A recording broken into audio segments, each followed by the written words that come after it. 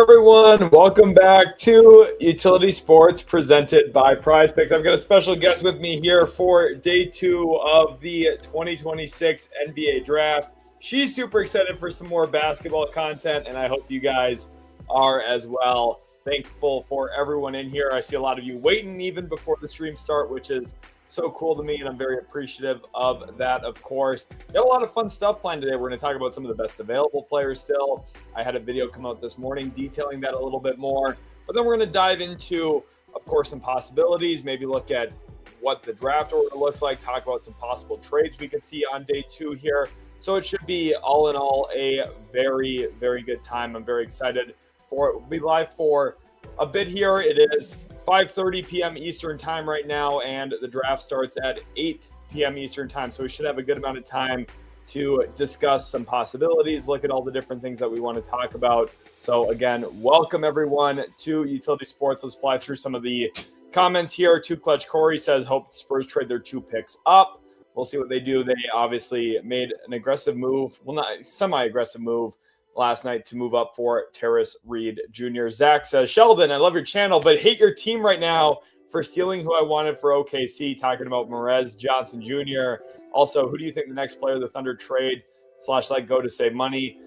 Very likely we'll see them decline the team option on Kenrich Williams, if I had to guess, Zach. And I do appreciate your comment. And don't worry, I'm also mad at you guys. I wanted to see Bennett Sturts on any of the other teams so that he could have had more opportunity and probably more than 18 minutes a game. But me and Sam Presti keep doing the Spider-Man meme with each other every single draft, whether it's AJ Mitchell or Bennett Sturts, Chet Holmgren, who I loved, obviously, and that was a home run pick for them at number 2 when they took him. Just every single year, it feels like whoever I like, Sam Presti also has circled it on his radar. I felt like the Thunder had such a great day 1 of the draft. Walt burner account here talking about Houston saying praying for Ryan Conwell, Emmanuel Sharp, or Nelson for his team there. Boston Sports here says hoping for Celtics to trade for more picks for tonight. We'll see what Boston does, but they I thought made a pretty good nice pick of Houston Cougars big man Chris Stanak Jr. Last night toward the end of the first round. We have over 100 people already in here live, which is so awesome. Be sure to leave a like and subscribe if you do enjoy.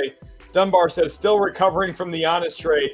You tell me. I've been live on the channel. This is the 4th time in about 3 days, but it's been absolutely great and having a lot of fun.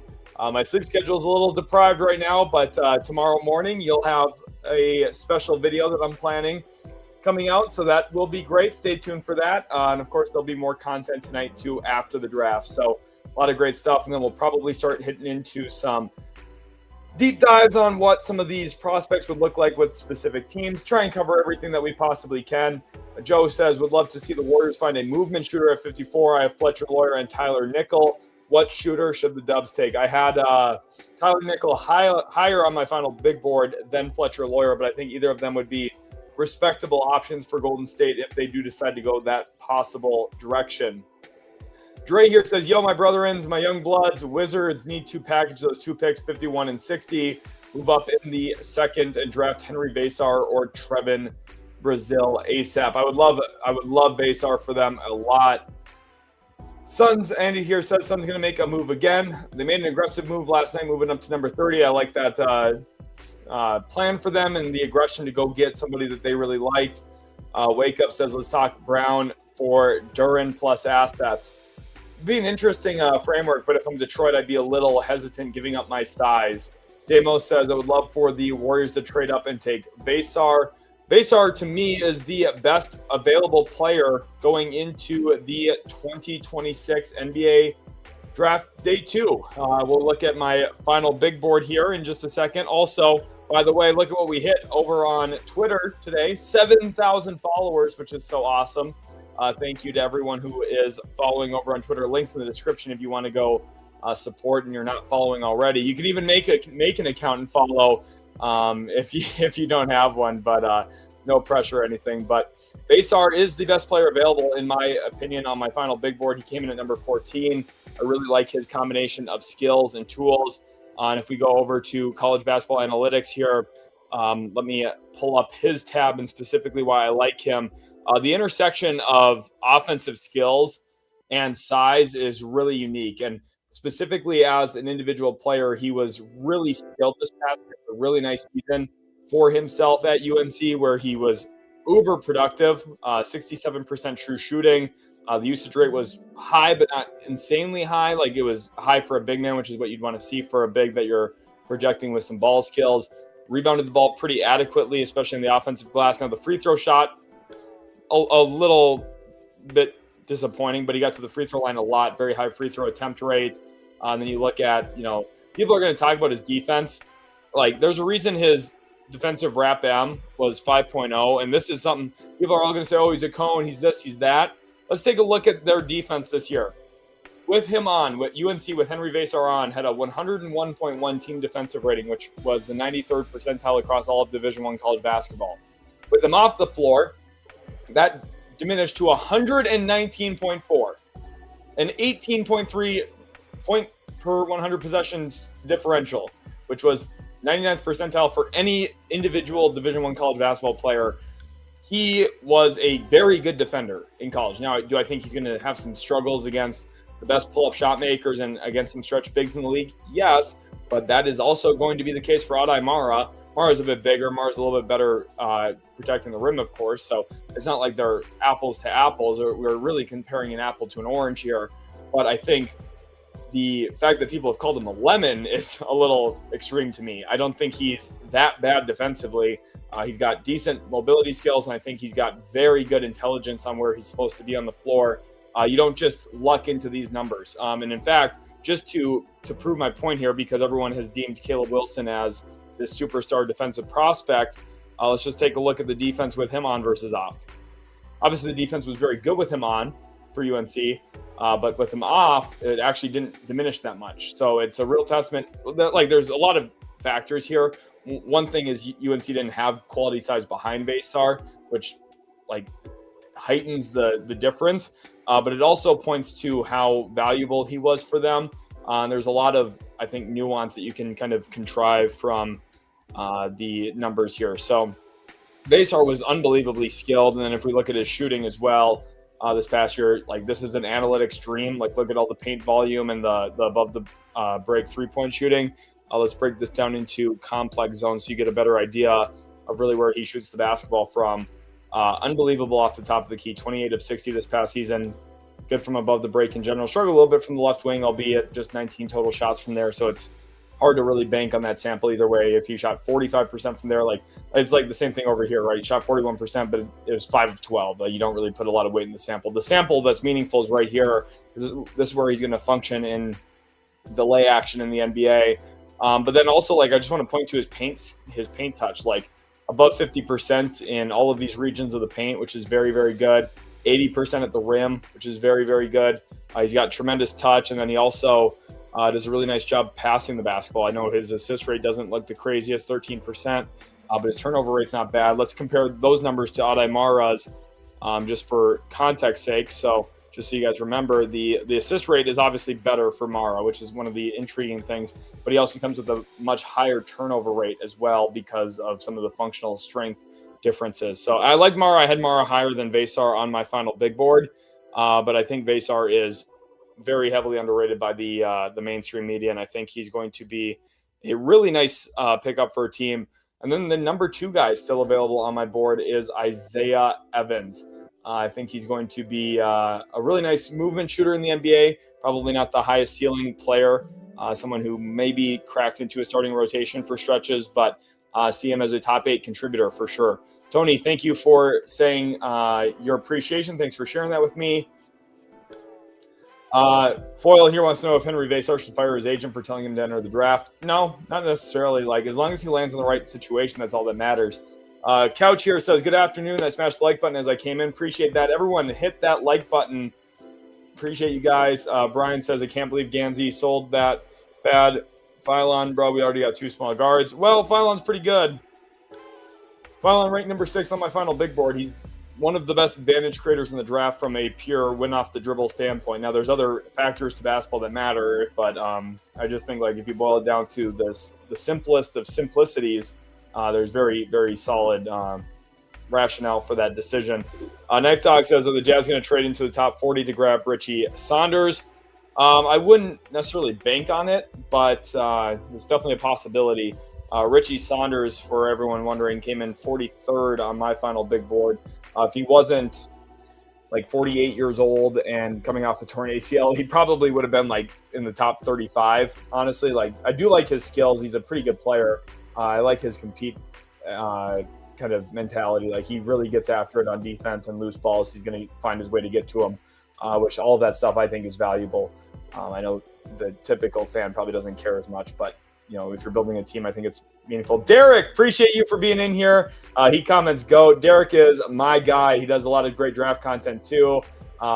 Is awesome. It's been awesome getting to talk to a little bit, and you know, I think he's one of the best in the game too right now. So I'm appreciative. I feel like we got such a great draft space with him and no ceilings, and you know, try my best here too, not to toot my own horn, but to even be in the conversation with guys like Derek and then no ceilings is a real blessing for me. EJ here says, "Hey man, what do you think about the Austin Reeves signing? You think he's being traded?" No, he since he signed an extension, he actually cannot be traded for a period of time. So no, he will not get traded. Most exciting summer league coming in years. All I'm going to say, guys, is watch out for Oklahoma City in the summer league. They are going to be an absolute nightmare. Bennett Stewart's one of the best pick and roll guards in the entire draft, if not the best pick and roll guard in the draft. Just super smart, and he diagnoses everything in front of him. And then Aday Mara being the screen and roll peg for that is going to be the easiest form of offense for a team. That's going to be really, really good. OKC is going to be a hard team to beat in the summer here. Wake Up says Pistons need to trade back. We'll probably might see even Sorber play too, which would be sweet. But Wake Up says Pistons need to trade back into the second to get Vesar. They end up moving on from Stewart. I would like that. I really want Vesar for a team in general.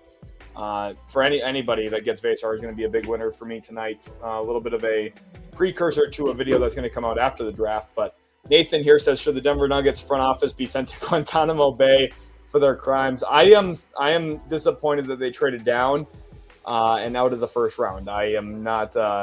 I'm a little disappointed. Do you think they'd be trying to compete at the highest level when they have Nikola Jokic? But you can see how the CBA is impacting teams' decision making.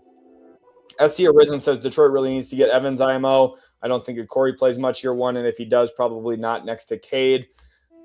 Isaiah Evans would be nice for Detroit for sure. Packers Goat says, do you think any NBA trades happen tonight, more specifically player trades? Definitely possible. We could see a few small trades on the margin, some salary moving deals. I don't think, if you're asking kind of about Jaylen Brown, I really don't think Jaylen Brown will get traded tonight if just given the fact that it's round 2 now. Nathan says, Sheldon, you're the only one I've heard be positive about Brayden Smith. Everyone else seems to only be talking about his size, hoping my Rockets take him. And listen, everyone has good reason, right? For me, Brayden Smith does have a significantly lower floor than other players in that same tier because of his size. But the ball skills are really genuinely elite. Like, his passing feel is unbelievable. There's a reason he's the all-time leader in college basketball in assists now. He is such a special playmaker. 43% assist rate this year. And he is a little turnover prone. And again, I said the same thing about Christian Anderson. The size component leads you to being a little turnover prone because you don't have all of the arm angles. You don't have all of the above the defense type of passing slots to throw from. And it means you have to throw more tight window passes. And it's going to lead to some turnovers. Brayden Smith is an example of that. But this guy competes, man. 3% steal rate. Like, he's been small his whole life, and he dominated college basketball. He's very, very good. And I think one thing that people have really looked for him, he's an elite mid-range pull-up shooter. Like, you want to know kind of the sell here for him? It's TJ McConnell. I know McConnell's a little bit bigger. McConnell obviously was a guy that was undervalued in his own draft class, really had to work to get where he wanted to be. But now he's had a really successful NBA career. And I think it's going to be an uphill battle for Brayden Smith. But from a pure skill perspective and an actual talent perspective, in a draft that really cratered out part of the second round because of who withdrew from the draft and returned to school, Brayden Smith, as an older prospect, as a senior who is forced to declare for the draft, essentially, I feel like he can return very, very good value. Shoots it really well in the middle of the floor here. He's got one of the best ball fakes in the entire draft class. He's very, very good at selling the ball. And of course, when he's a smaller player in general, that's going to be something that gets defenders off their feet because they think that they can block him. He shot it pretty well from three this past year too. If we look at some of his career numbers, I think you'll get to kind of see the overall reliability of his jump shot. Like, he shot it well for his college career from three, especially above the break. It's very good. And then, like, you can tell, like, he's really grown as a mid-range scorer, but overall his efficiency numbers are still quite good in this spot. The rim numbers have improved over time. He's just a special playmaker, really special. And his on-off, like, this is one of the issues with on-offs. Like, he plays 35 minutes a game, so it's not the best to use on-off because he's playing like 85% of the game every single game. But look at Purdue's offense with him on, and look at Purdue's offense with him off. It's night and day. Now the defense gets better with him off too. That's part of it. And again, that's part of why there's a issue. But Boston Sports wants to know what's the limit for who can play. I think there's some restriction. To be honest, I don't know all of the nuanced details for that, but for the most part, it is kind of up to team choice a lot of the time. And then obviously some players do or don't want to play too, which factors into it. Warrad wants to know who's moving up in the second round. That's a great question. So let's go over here to this tab. I got a lot of stuff prepped for you guys today because I wanted to make sure I was prepared for the stream. And I'm excited about it because the Knicks are at 31. Of course, they moved down out of the first round. They were aggressive in making a few trade downs yesterday. And I think they're going to continue that here at the very top of the second round with a trade down. Reportedly, Memphis is open to trading down as well. And the question then becomes who would trade up. Remember, the Nuggets now have picked 35 here. The Clippers would be an interesting team to move up on draft night here on day one. They took Keaton Wagler. So moving up to 31 and getting a player that they really like a Henry Vasar would make some sense because remember, they traded Ivica Zubac. The only center that's on a guaranteed contract for next year on their roster is Yannick Niederhauser, who they took at 30 last year. And Brook Lopez has an option on his contract. Okay, see, I mean, Sam Presti, it wouldn't shock me if somehow he's just smarter than everybody and goes and gets a guy here at 31, signs him to a two-way contract, and then as some of his other contracts start to expire and he has open roster spaces, I could give that player an actual multi-year deal. But again, it's going to be tough because I'll tell you right now, they have 3 first-round picks in 2027. So the Thunder, it's honestly like it's just ridiculous. It's gotten to a point where it's unbelievably crazy. Houston would be a team I'd love to see move up. Isaiah Evans would be an interesting get for them. They do need more movement shooting and off-ball shooting in general. I just think, and the one thing too about Reed Shepherd, and this is something that I think is important to talk about. Reed Shepherd was supposed to be the answer to that, and then the Rockets internally view him as Steve Nash, so they've just had him on the ball all the time, which as a result has not really helped their spacing a ton, and it's made life tougher on Reed Shepherd being a high-volume ball handler, pick-and-roll player all of the time, instead of just a kind of hybrid player between being on the ball and off the ball, making quick, snappy decisions, and all of the things that I thought pre-draft would be the best value for him. Houston's not used him in that way at all, and it's kind of complicated things for them. Brooklyn obviously could be a team to watch to move up. They have 43, and they already made a move with 33 going to Minnesota. The Wolves moving up would also be interesting. They drafted Beringer and Zakarsky last year, so they probably wouldn't be a Vasar team. But with Dante DiVincenzo down with an Achilles injury, you would think Isaiah Evans would be a really nice addition for them. That's why I had kind of projected them to maybe take it 28 if he made it to them, and then they moved down, of course. Also, can we talk real quick? My mock draft yesterday that we did live was unbelievably accurate. The first 8 picks were all perfect. And then, of course, Dusty May and my Mavericks had to throw it off a little bit with Morez Johnson Jr., but I was not mad at that. And then I think through the first 13 picks, I had 11 of them correct, which was ridiculous. It's very, very good. And it was awesome that we got to do it live all together too. So very happy. Chris says, hey, good to see you, Sheldon. Hope you got some good sleep after yesterday and all of the videos.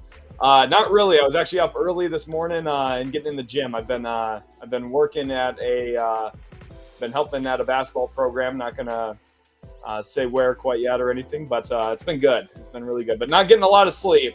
But that's okay. We're making it work. Playboy here says, yo, have you heard anything about the Lakers possibly acquiring a second-round pick? At this point, Playboy, I have not, but we are, of course, going to continue to listen for any of those possible kind of situations.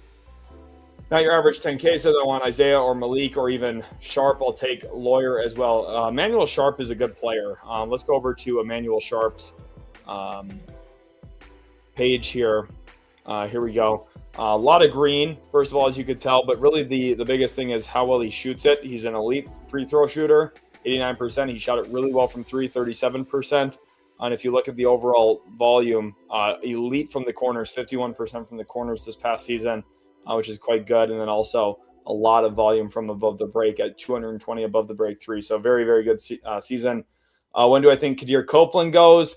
I could see like anywhere between probably pick 35 and pick 45, kind of in that range. Jake here says, Sheldon, did yesterday and today feel like Christmas for you? Not necessarily Christmas. Christmas is a special day for me, obviously, but about as close as it comes, right? It's a great day. It's always a great day in general. I have so much fun with the draft. It's kind of like a nice, all year long you build up to it, and then like the day of the draft is actually probably like it's stressful for me because I have to make content and I'm busy and doing a lot of stuff. And obviously I've got some anxious nerves too for all of the teams and all of the players I've spent so much time evaluating. And I'm always rooting for these guys. It's fun to see them land in situations and you hope for their successes. And that's all stressful for me too. But I think like it's also, there's like a sense of relief. Like the fact it's like the finish line. You arrived, you made it there.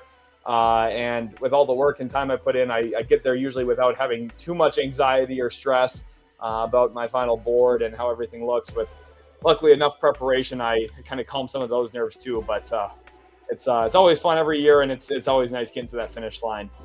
Mine Depleted says thoughts on what my Spurs did in the draft. I really liked the Jaden Quaintance pick. The Terrace Reed pick was a little surprising for me, given the fact that they just took Quaintance right in front of him.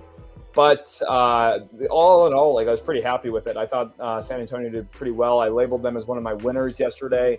Again, I was a little surprised, but not in a bad way. And I think that's something that's important to kind of differentiate. Like you can be surprised in a positive manner. And I thought for San Antonio, adding some good, strong, athletic bigs in the way that they did with functional skills was very, very valuable for them. Alan, welcome to the stream. He says, go Spurs, go. I'd like to get a shooter with one of our second-round picks. We could trade away the other one. I definitely think that would be fairly valuable for them to do. Let's go back over. I'm going to get my big board pulled up here again, too. Just let this hang out here. I'll make sure Basar is on the screen here on the far left.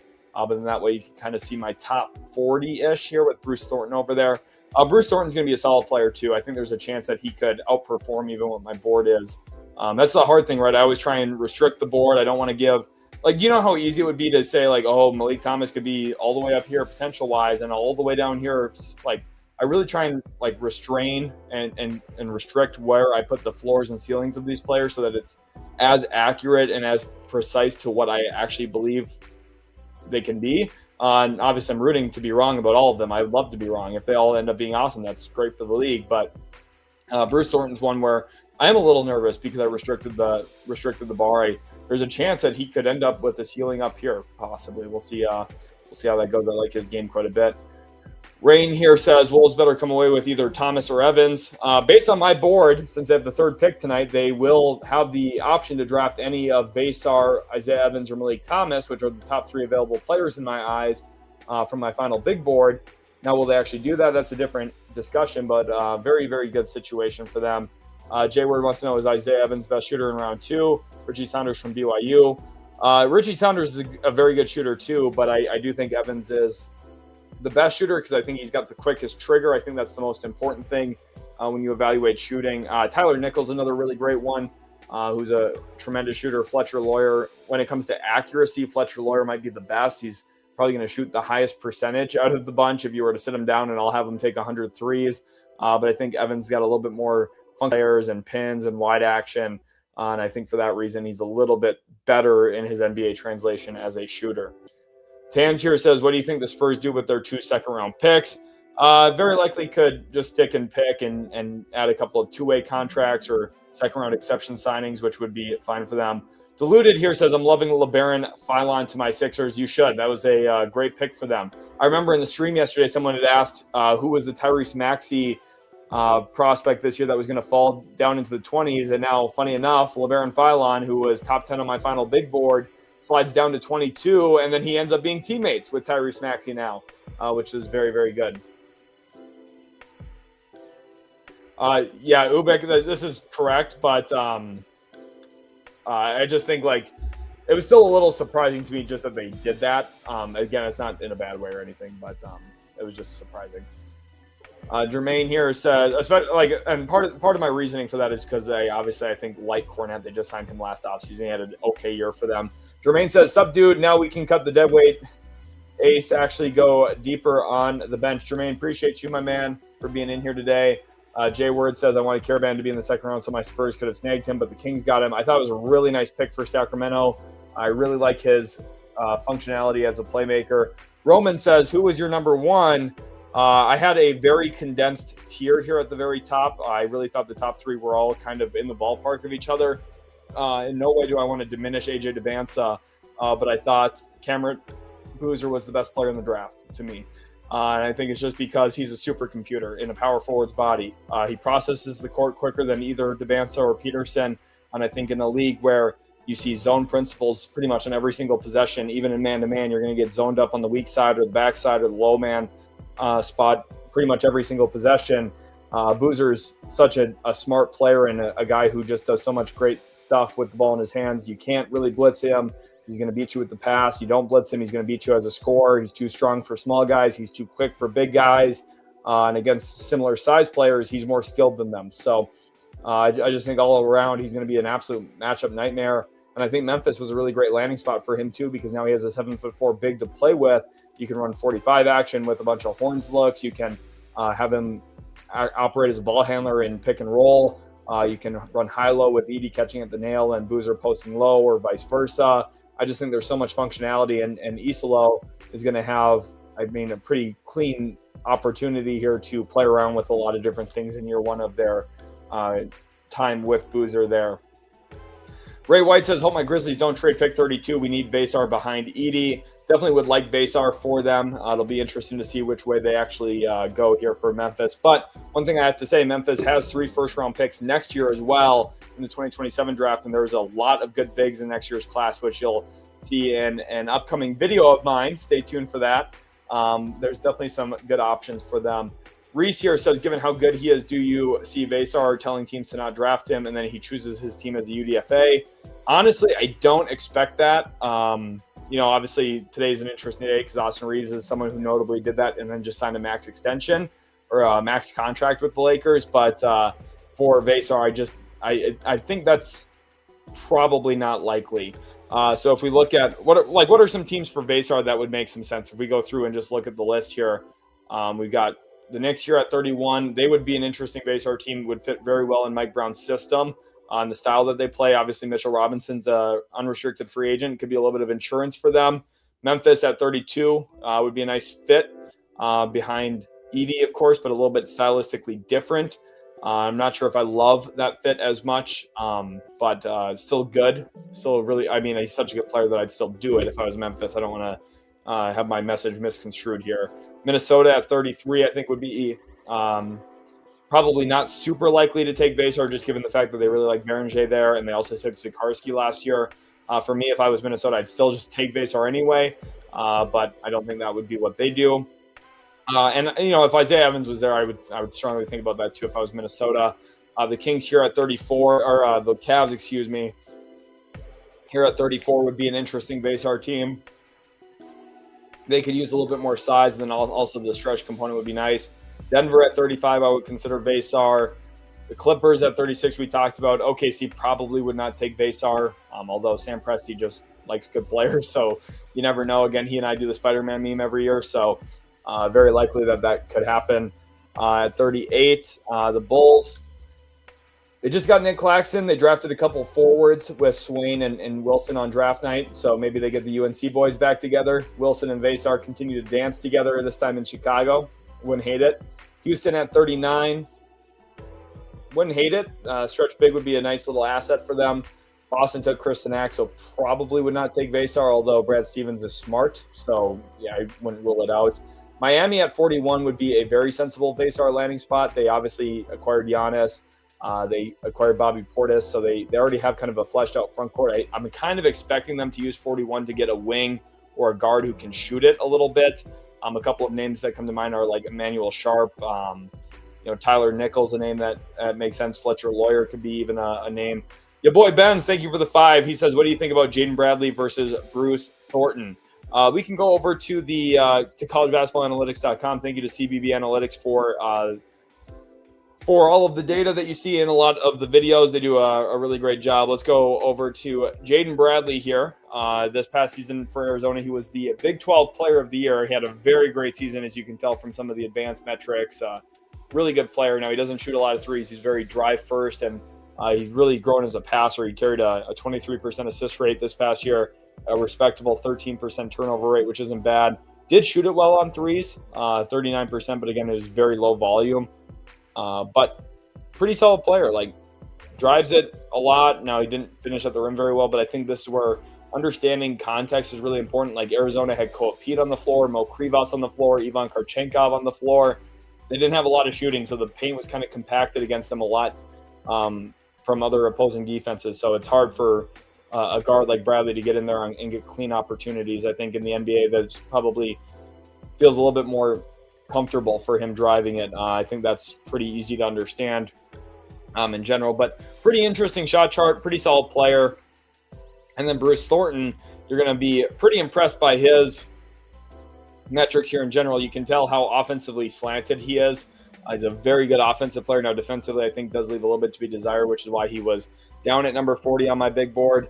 But as a shooter, this guy is very pure. Really good at the rim, not quite the volume of Jaden Bradley, but super efficient, unbelievably efficient in the paint. Like, look at the touch range here. 65% on 133 shots is ridiculous.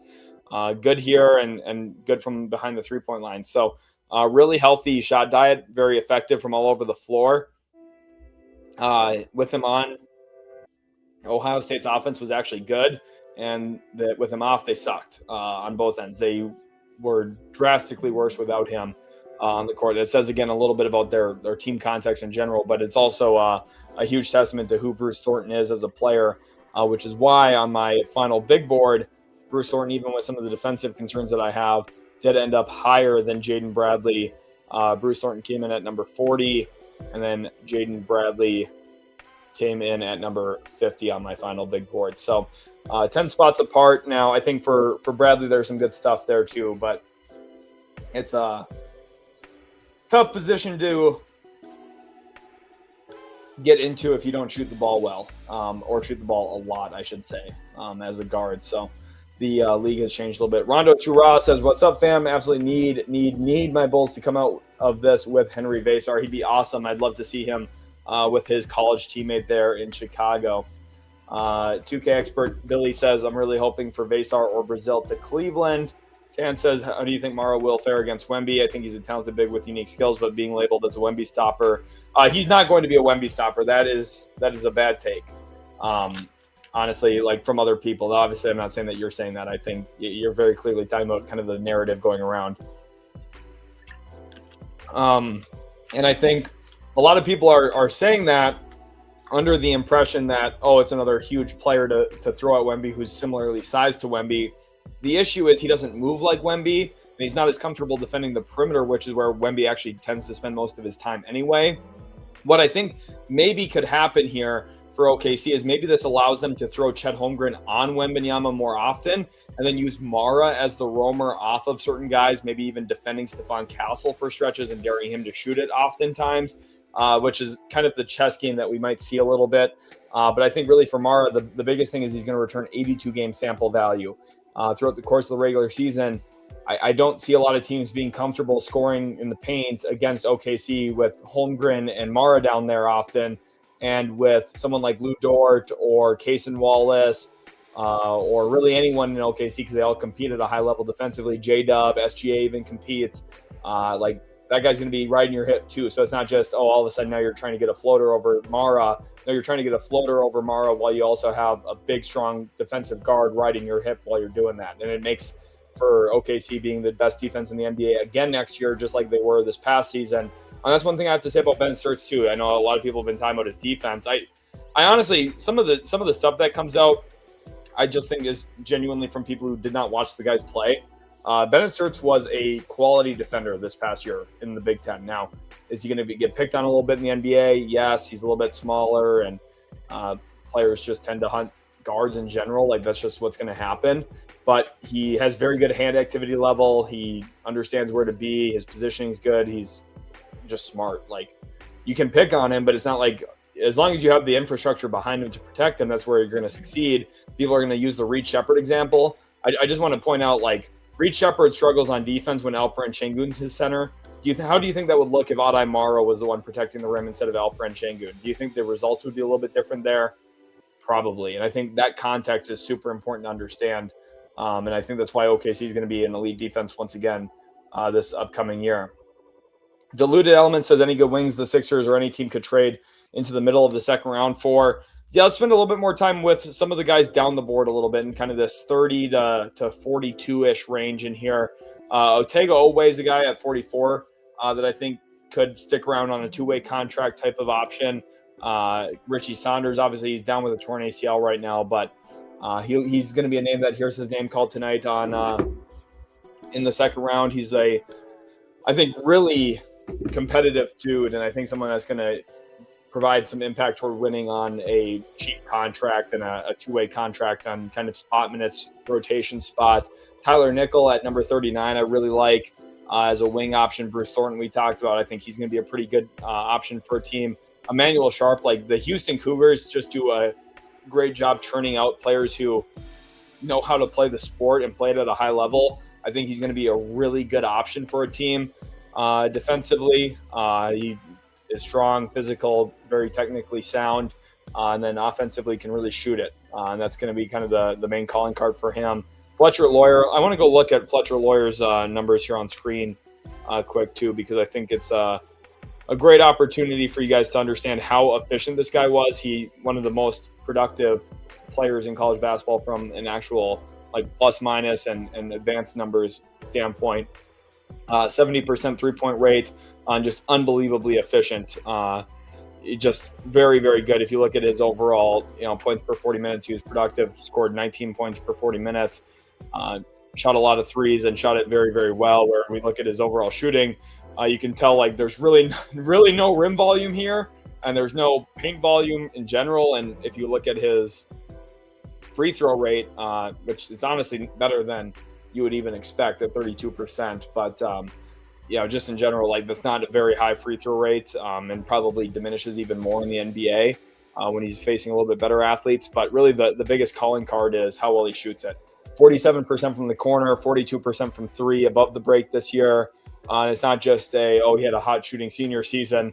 No, this is very much who he is in his career. Over exactly 750 total three-pointers attempted and over 40% for the entirety of his career. So he's just he's a capital S shooter, and this is a guy that would help any team looking for a little bit of shooting as like a spot minutes kind of player for an organization. Again, he's limited in a lot of other areas, but he's going to be quite good. Tams wants to know what I thought of Derek Queen's rookie year. Did he live up to your expectations? Yeah, I thought so. Pretty much everything I projected for him, I think, is coming true. Unfortunately, he's playing for an organization that I think is dysfunctional. And I even think I sent out a tweet on draft night saying that I was a little worried about New Orleans and the developmental scene there and the understanding of how to put certain pieces together on a chessboard to win basketball games. We'll see if they ever figure it out.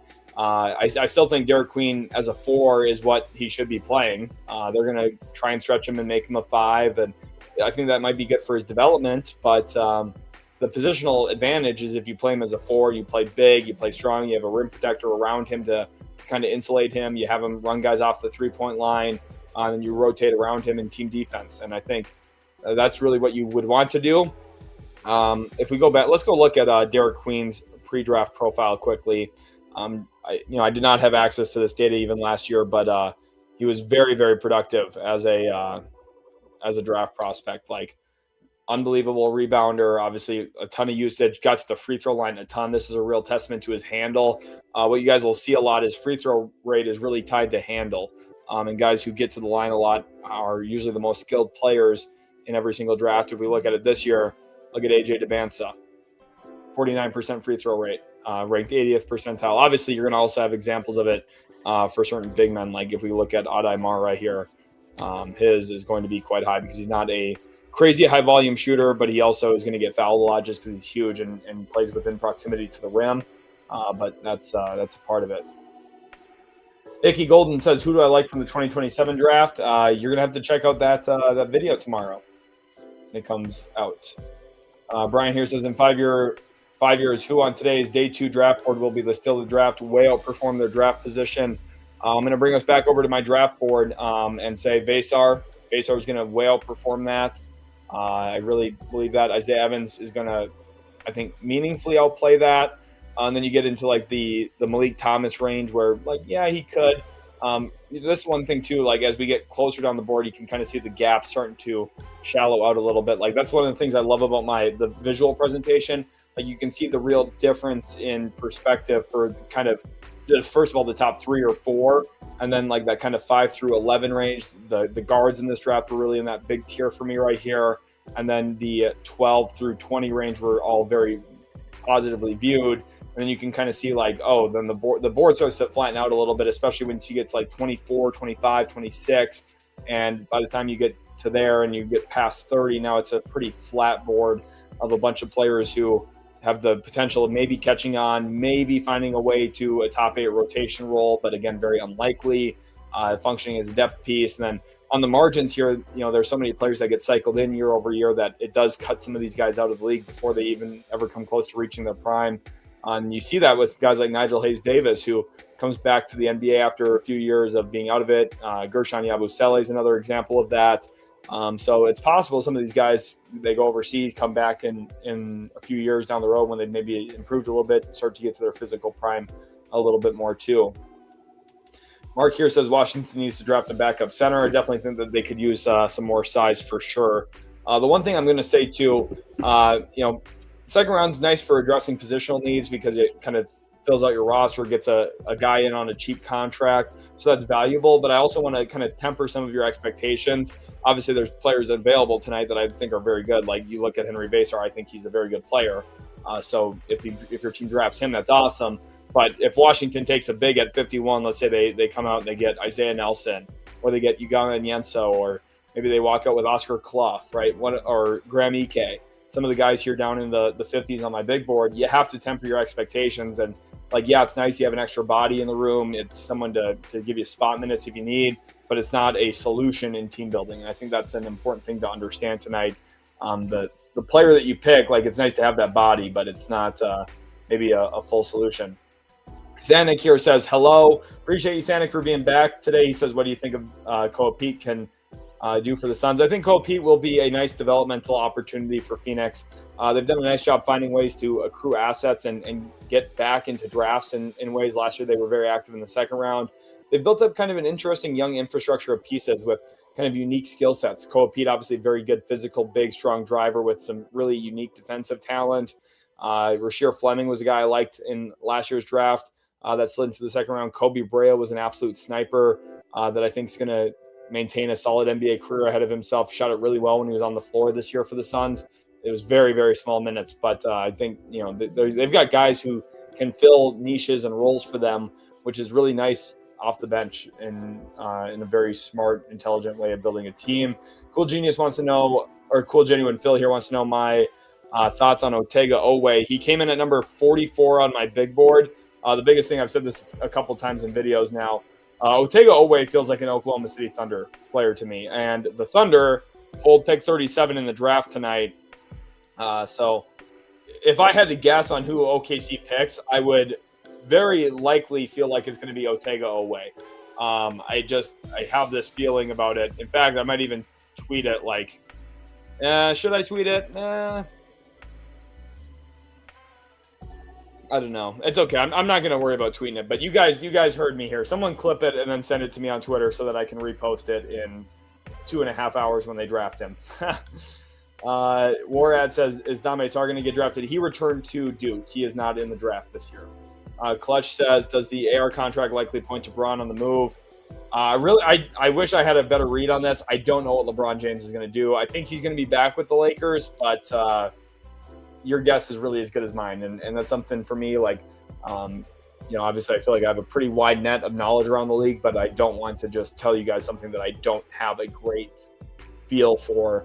for the most part. So that's one thing where I'm like a little nervous about his future and what that really looks like, whether it's a 1-year contract, 2-year contract, if he even stays with the Lakers at all, I don't know. If he does leave, the Heat would be an option, the Cavs would be an option. That's what I feel comfortable in saying for sure. Roy says, so you're saying Miami? Yes. Zach here says, a little off topic, but what are your thoughts on a Jaylen Brown for Jalen Duren sign and trade? Does it even make sense for both sides in your opinion? Love the content, Sheldon. I don't like that for Detroit. I'm not going to lie. I like Jaylen Brown a lot. I think Jaylen Brown's a very good player. Maybe not an all-NBA first-team caliber player, but, I think he's a top 20-ish player in the world, roughly. Again, I don't really – one thing you'll notice about my content is I don't record top 10 lists. I don't record top 100 player rankings. I think it's very lazy analysis. I think it does a disservice to the sport. And if anyone genuinely looks at you and said, I'd rather have the 37th best player than the 38th best player in the world, like that's a really, I think, flatline way of thinking about the sport, because the 38th player in the world might have completely different skills than the 37th player in the world. And I don't really know how these people make these lists without really thinking through like, oh, this is the style that this team plays. This is what they're trying to accomplish. This is who they have on their roster around that player. Like, basketball is a very context-driven sport. And the lists are very silly to me. So sorry, I got a little sidetracked there. But if I was Detroit, I would not want to trade my starting center who is 22 years old and just made the All-Star game. I would not do that. I would keep Jalen Duren. Listen, he's young. Yeah, he had a kind of rough postseason a bit.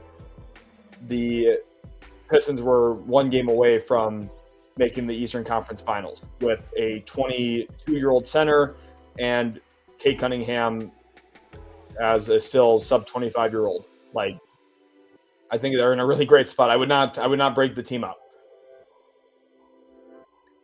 Steve here says, most confidence I ever heard of for Pelicans. LOL, they are a train wreck. I mean, I'm not really confident for the Pelicans. That's the thing.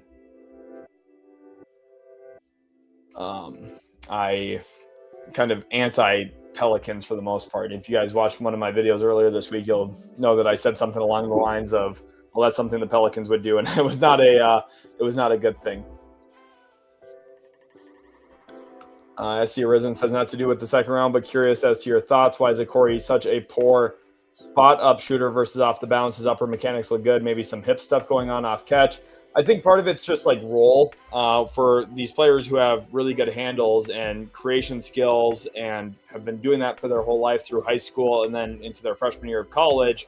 They don't have the reps and routine of being a catch-and-shoot shooter in live game action. It's honestly just like a skill.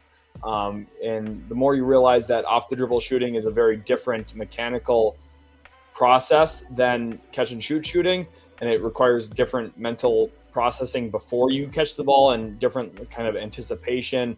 And you have to be smart to catch and shoot. I know it sounds a little crazy, but you have to understand like where the defense is coming from. Where's the gap help recovering from? Where is the next rotation defender? Is there a stunt or is it a hard closeout?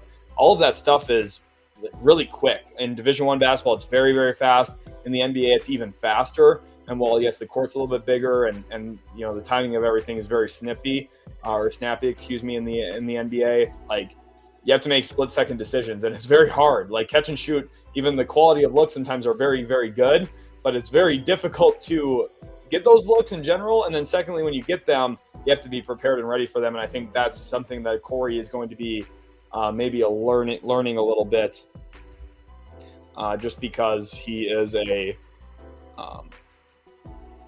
he's never really done that, honestly. Like, if we let's be curious to look here at let's pull up his numbers here now in a second. Abuka Corey, here we go. Let me switch over to this tab. So for his shooting this year, just for people to understand, only 41% of his three-pointers were assisted, and that could count like DHO. That could count like he catches the pass and takes one or two dribbles for a pull-up three. Like, that's not just pure catch and shoot. That's just assisted. And that was in the first percentile, which means he was like last in college basketball in tendency of this. And that's a concern of mine. That's a red flag. That's a reason why I had him lower than Bennett Sturts, because in today's game where it's not just all about, oh, let's go get a guy who can create shots all the time, it's also about a guy who can function around other players who can also do that. And if you look at Bennett Sturts, again, not much higher, but higher, 4% difference. And it was also on, look at the volume difference here, 238 above the break threes for Sturts this past season, which means a lot more actual assisted ones in general if you're looking at the percentage of it. Than for Corey, 156, so almost 80 less above the break threes. So, I think all of that stuff matters. This is also an interesting thing to talk about with Darius Acuff Jr. If you look at his numbers this past season, this is probably going to surprise some people, especially somehow the narrative was that he's an on-ball only player. He actually was assisted a good amount. He moves off the ball really well. I think for Sacramento, this will be a franchise-defining player for them in a positive manner for the most part. So there's definitely some trade-offs and some concerns I have, but Acuff's a good player and someone who's going to provide some value for sure. Real quick here, I'm going to continue getting into some questions that you guys have, but I have to, real quick, go into thank the sponsor of today's video. Thank you to Prize Picks for sponsoring today's live stream. They help a lot when it comes to being able to provide content to you guys like we do here. So thank you to Prize Picks for sponsoring today's video. My Prize Picks lineup today is a 3-pick power play lineup in the WNBA. I have Aaliyah Boston at more than 6.5 rebounds. I think she's one of the more underrated players in the W in general. A few years ago, I had the privilege of watching her live. She's very, very skilled. I was courtside for that game, and she's an absolute monster on the floor, man. She's awesome, so I have her at more than 6.5 boards, something she's accomplished in all 5 of her last games. Caitlin Clark at more than 7.5 field goals made, something I think is very doable for her. She's been, of course, as you would guess, a bucket getter this year for the Fever. And then Angel Reese at more than 12.5 field goals attempted. Of course, she's going to get on the glass and get active. And if she misses it, she's probably going to grab it and put it back up too. So she's been a high-volume shot taker and a high-volume scorer this year for Atlanta, and I think that's going to continue as well. Don't forget to use code HMA over at Prize Picks. If you play $5 using code HMA, you'll get $50 instantly in lineups. So please play responsibly. Got to make sure I emphasize that too, because I don't, everyone needs to make good decisions in both Prize Picks and in life in general. But thank you to Prize Picks for sponsoring today's video. Let's continue on with some of the questions here, because you guys are asking a lot of great ones. We'll spend a good amount of time here flying through some things with you guys, because I really like answering your questions. Wargrad wants to know how I feel about Morez at 9 last night. I like him, but it feels like an overdraft. So here's the thing about overdrafting. If you look at my board here, let me switch over to this tab. You look at my board and you'll say, oh, you have Morez Johnson at 17. This is why I like my style of board a lot more than a traditional vertical board that has like just the numbers laid out 1 through 60. Like there's a real understanding you have to have on how players can fit differently, separately. First of all, I thought Dusty May selecting Morez Johnson gave me a little bit of confidence in the decision. Like clearly he trusts what he saw in practice every single day for an entire year. So that makes me feel a little bit better. But then also just secondly, the fact that I think Morez fits in today's league, like versatile defensive skill set who can tag at the rim, he can switch out into space, he can stay in front of the ball and contain it. He's strong. I think offensively gives you some functionality. He's a screen and roll, screen and pop big on occasion. I would love for the playmaking to be a little bit better.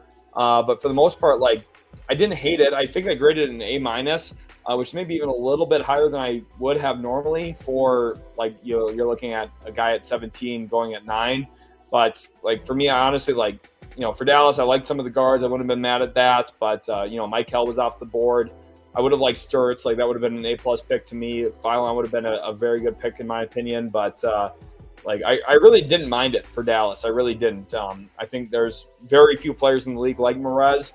And building up a team defense is going to be one of the utmost importances for the Mavericks going forward. And I think a Morez Flag combination in your front court is really unique, honestly. So Sam says, do you think a stretch big like Vasar is a good fit with Queen, or a defensive-minded center and rebounder is better?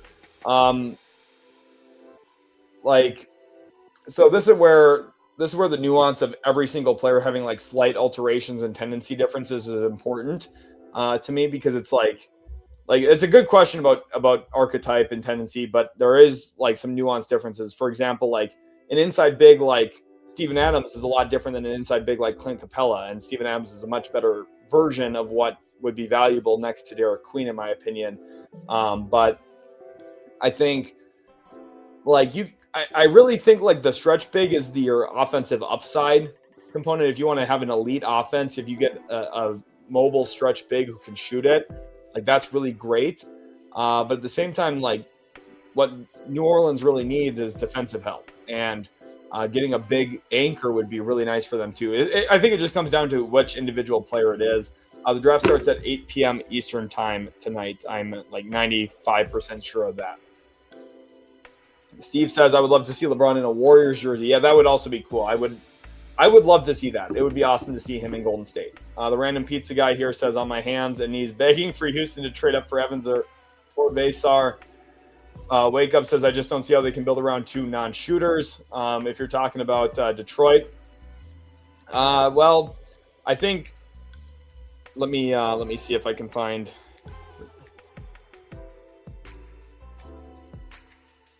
I think there is functionally ways to do it. I don't know if I'm going to be able to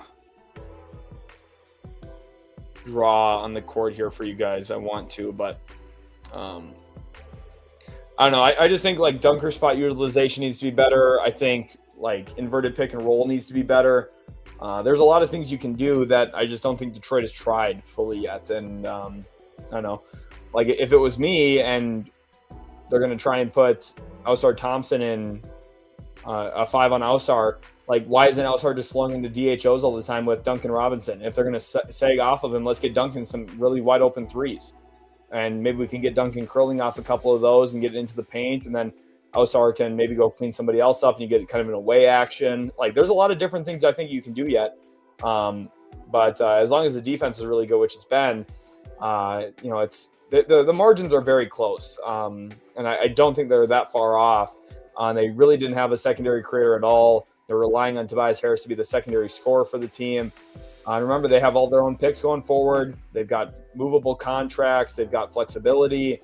Like they are one smart trade away from all of a sudden having some kind of combination of big three, like what you have with Darryn, Cade, and then whoever else the third guy is.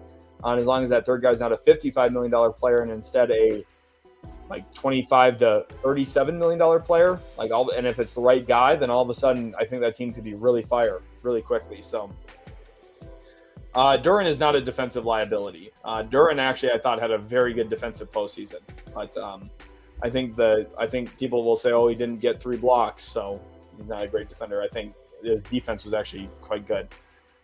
Luca here wants to know about this is a great question, and one that I think is worth looking at. So Cameron Carr is very exciting to talk about.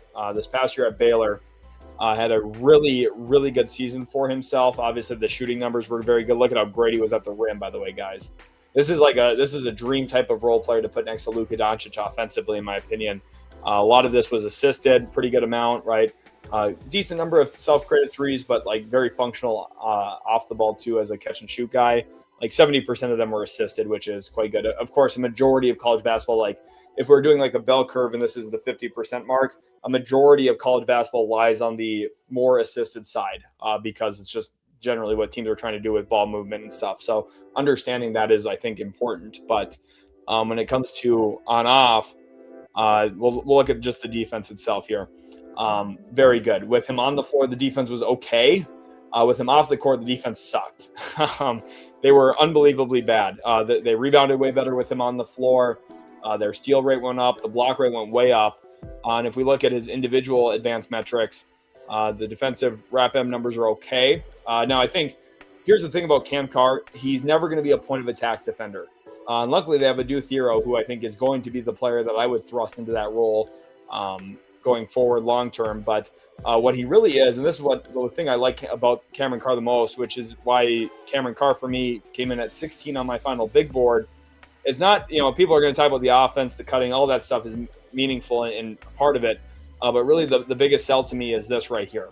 He was super functional. He's a great athlete, very vertically gifted as an athlete. And he uses that on defense. A near 4% block rate is really ridiculous for a wing. Let's go look at AJ Dybantsa. This is, I think, everyone boils everything down to just athleticism, and obviously I just talked about athleticism, but it's really the actual application of that athleticism. Remember, 3.9% block rate for Cameron Carr on defense. Let's go look at AJ Dybantsa, who was the first overall pick, a 1.1% block rate. Dybantsa is bigger than Carr, a better overall athlete than Carr even though Carr's a great athlete. Like, Dybantsa obviously moves very different, like super fluid, but didn't compete on defense. He's slow processing. He's not a good low man helper, and that's something Cameron Carr's great at. Very, very functional low man helper. So I think this is a good team defender, not a great point of attack defender, because I think his stance is a little upright, and I think there's some tweaks that I would make to his overall defensive technique and his closeouts a little bit, but I think very functional as a NBA rotation defender. So very happy with that in general. Bean says, who's a sleeper going into the second round? Let's go back over to the board. We've obviously talked about Vasar and Evans and Malik Thomas a good amount, so I don't want to say that for one of them. I'm just going to say Brayden Smith. There's kind of this tendency all the time that really good college players are just that. But then you look and see who's getting second, third contracts in the NBA, and Ty Jerome just signed a new contract last year worth $27 total million. Colin Gillespie just signed a contract worth $48 million. Like, these guards who are really good college guards, and I'm being pretty good NBA guards too. AJ Mitchell. Like, I've made a living in evaluation by talking about players who are good at basketball. It's like, when you really boil down draft evaluation to, hey, which players are good and which players are less good, it's kind of simple. And, there is nuance to it. I'm not just saying that. Like, there's a lot of stuff in terms of long-term projection, and there's outliers to it too, like Peyton Watson we talked about yesterday, but it's not like cut and dry simple, but really you're watching the film and seeing who's good and who isn't. And Brayden Smith is very good at basketball. Now, he's small, but I think he'd be a sleeper. Trey Kaufman-Wren's a little bit of a sleeper, although he's super offensively slanted. Like, I'm really worried about his defense in the NBA, which is why his floor is down here to, like, basically out of the league. Kind of the opposite of Baba and Ejiofor, honestly. I was surprised Ejiofor went as high as he did yesterday, too, by the way, at 23. One thing that's kind of fun for me, out of my top 30 prospects, 27 of them were first-round picks, which is 90% of the first round was in my top 30. Which is, I think, pretty impressive, pretty crazy, especially since I don't follow consensus. Like, you guys know, historically, my boards never really follow any kind of other media format or anything like that. I'm a very free thinker when it comes to the draft, and for teams to have aligned that closely with me on the top 30 players in the draft is very interesting. Bruce Thornton's underrated. I'm excited to see what Baba Miller can do in his NBA career. Malik Brown, if there was ever a special rule introduced in basketball where you could have 5 players on the court, 5 of them play offense, and then 5 different ones play defense, Malik Brown would be a first-round pick for the defensive value. Let's go over to his statistical profile quick. He is a very good defender. He was the ACC Defensive Player of the Year this past year. Unfortunately, he's absolutely god-awful on offense. He has one of the worst offensive profiles imaginable. Now you're going to say, oh, well, he shot 76% on 2-pointers. How could it be terrible? Well, here's his volume. He shoots layups. That's about it. Now, he made a lot of his layups, but this was very harmful for Duke's offense. And you can see that when he was on the court, Duke's offense was pretty drastically worse in pretty much every area. They shot more threes because their inside the arc spacing was worse. They got to the line way less. Their assist rate went down. Turnover rate went up. Like, pretty much everything about their offense got worse with Malik Brown on the court because of his presence. So that's why he's not very high on my board at number 45. But the defensive stuff is pretty good with him on the court. Like, you can just see where they rank with him on the floor. Like, very good stuff. 99.5 defensive rating with him on. Really good rebound rate. Steal rate was crazy. Block rate was good. And then just in general, if we go over to his singular overview, you can tell, like, he's got very active hands. He's going to win with his activity level. He rebounds the ball really, really well. A lot of that, again, is where he's positioned a lot of the time, especially on offense. But he does foul a lot, but he's also very effective on a per foul basis because he gets a lot of deflections, steals, blocks, all that kind of stuff. So EJ says, "Hey man, do you think the Thunder would keep Dort and Hartenstein?" I'm a little unsure, honestly, at this point. They had 14 standard contracts going into the draft. They spent 2 first-round picks, and now they're at 16. They have team options on Dort, Hartenstein, and Kenny Hustle. I think, honestly, Kenny Hustle will be the guy who's the odd man out. They'll decline his option and move on from him, if I had to guess, and they will retain Dort on a cheaper number, and they will retain Hartenstein on a slightly cheaper number, if I had to guess. But really, the world's their oyster. They can do whatever they want because they're in such a great spot with not only talent, but also just young talent and draft control. Clutch here says, "Am I crazy for hoping Indy doesn't trade into the draft to take Brayden Smith? I've seen some reports, and I just don't see the value." Well, especially since last year, they could have just had this guy right here. I don't know why they didn't take him last season. Ryan Nembhard, I thought, was going to be a Pacer in last year's draft, and then he ended up in Dallas, which I wasn't mad at as a Mavs fan, but they didn't take Nembhard, probably, some combination of agent play in that, and then also because he's a little bit smaller, but to come back and take Brayden Smith would be interesting for them. Nembhard was also like top 35 on my final big board last year, and had an okay year in Dallas as a rookie, so we'll see how his career kind of shakes out. SP says, "Could you see Baba falling to 50? I definitely could if we go look at Baba Miller's statistical profile here. Obviously there's a lot more than just the numbers too. The numbers for me are always kind of like an affirmation or a confirmation of things I've already seen on film, which is why it's pretty easy for me to kind of just project what these numbers will roughly look like. Miller had a really good year this year passing. I thought took a huge step forward in a lot of key areas, rebounded the ball unbelievably well. But I still think he could fall to 50 because he's kind of a weird tweener as presumably a 4 in the NBA, but a 4 who doesn't shoot the ball very well. And there's obvious complication with that. But this is the type of player, again, teams will like and have interest in. So I think it'll be very interesting to see how everything kind of ages and goes. Adam here says, "I heard Reeves got a max deal." I hope they meant Max Christie type deal. That's it's funny there, Adam, but full max, yes. Cody says, "Well, why do you think Evans dropped?" Just because the devaluation of shooting. Teams just don't value shooting a lot. The same reason that Malik Thomas fell. The same reason I was never super confident that Braylon Mullins would be a top 15 or 20 pick in the draft. Like, teams don't value shooting the way that you would think they would when shooting is such an integral part of the sport. Like, even going back to think about any time you played basketball, even as a middle school kid or something, like the kids who could shoot the ball the best were typically the best players. And I think for the most part that is relatively true in the NBA. Obviously, there's exceptions, and the athletic part of the game is a huge factor too. But pretty much across all levels of college basketball, the player or of all basketball in general, across all levels of basketball, period, the player who puts the ball in the hoop the best and most efficiently is oftentimes just the best player, which is why Steph Curry took the league by storm. And the weight is also a big factor too. And this is something we talked about in the winners and losers video yesterday. Malik Thomas is super light. LeBaron Philon super light. And those are 3 guys that all had draft slides. The league is obviously very apprehensive about functional play strength. So Big Papa here says, "Yep, the Rockets' cornerstone players cannot shoot." Yes, and then the ones that can, they just put on the ball and ask them to run 100 ball screens a game instead of spotting up and then providing spacing to their other pieces. So definitely interesting, but we are an hour and 20 minutes away from the NBA draft. I'm so excited, guys. Day 2 is going to be a lot of fun. Of course, there's going to be content here on the channel coming out soon too. And then hopefully we're going to have some other information coming soon, but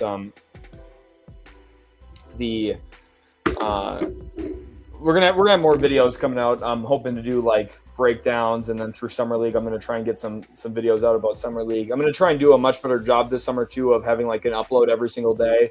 I'm gonna be very intentional about my work through July and into August, even although I'll be very busy. It'll be well worth it, in my opinion, to keep the content rolling out. So hopefully you guys enjoy. And I want to, not challenge you, but urge you guys to check out some of the videos that maybe you otherwise wouldn't have, because I think there's just so much beauty in the game, and I feel like hopefully my content does a good job of showing some of it. It's never going to encompass everything. There's still things that I'm learning every single day. The league, the sport, the game is in just such a special spot right now, and I hope my content does a good job shining a little bit of light on it, because it's so much fun to watch this sport. The league's in a really great place, in my opinion. Jonathan here says, does everyone like the second round, or are we all just some real sickos? I honestly think we're a bunch of sickos in here. One thing I want to say too, this is an important, I'm going to go full screen for this because this is important. There is a culture thing about the NBA and not valuing the second round. I'm telling you right now. In fact, I'm going to actually tweet this. Let's go over to Twitter, because this is an important take. Let me. I need to go back to this. Here we go.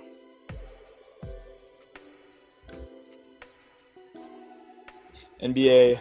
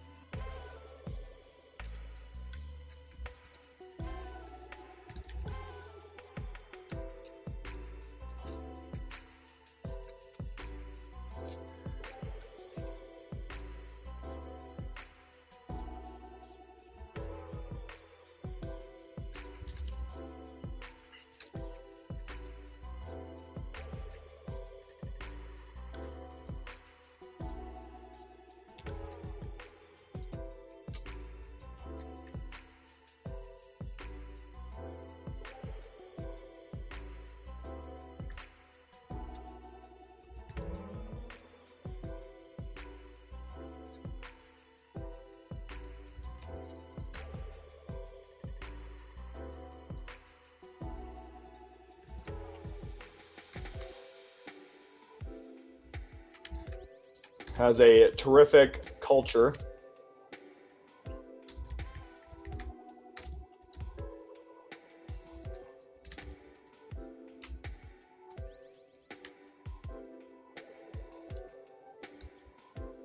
We as NBA fans and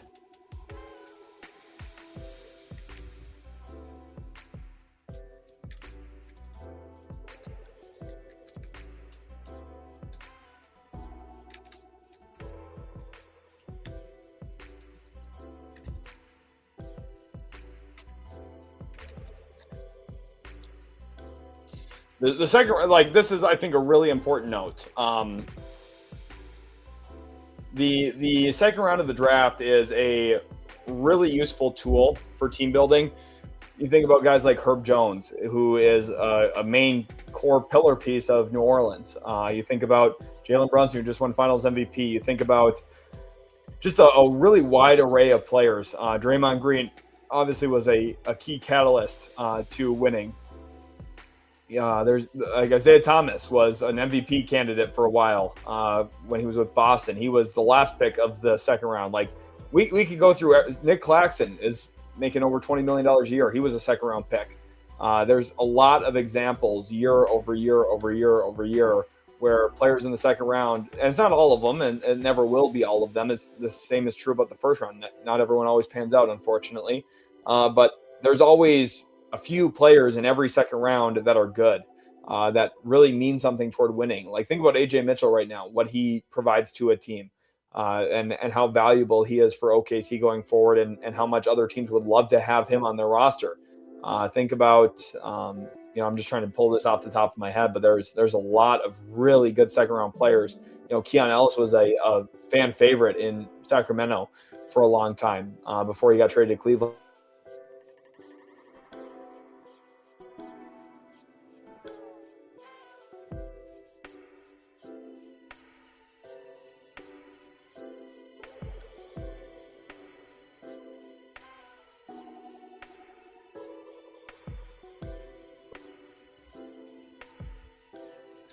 And my internet's back to some bogus, but it's all right. My point hopefully came across. I'm going to post that because I just think I just think it's an important detail that people need to understand, that they should understand.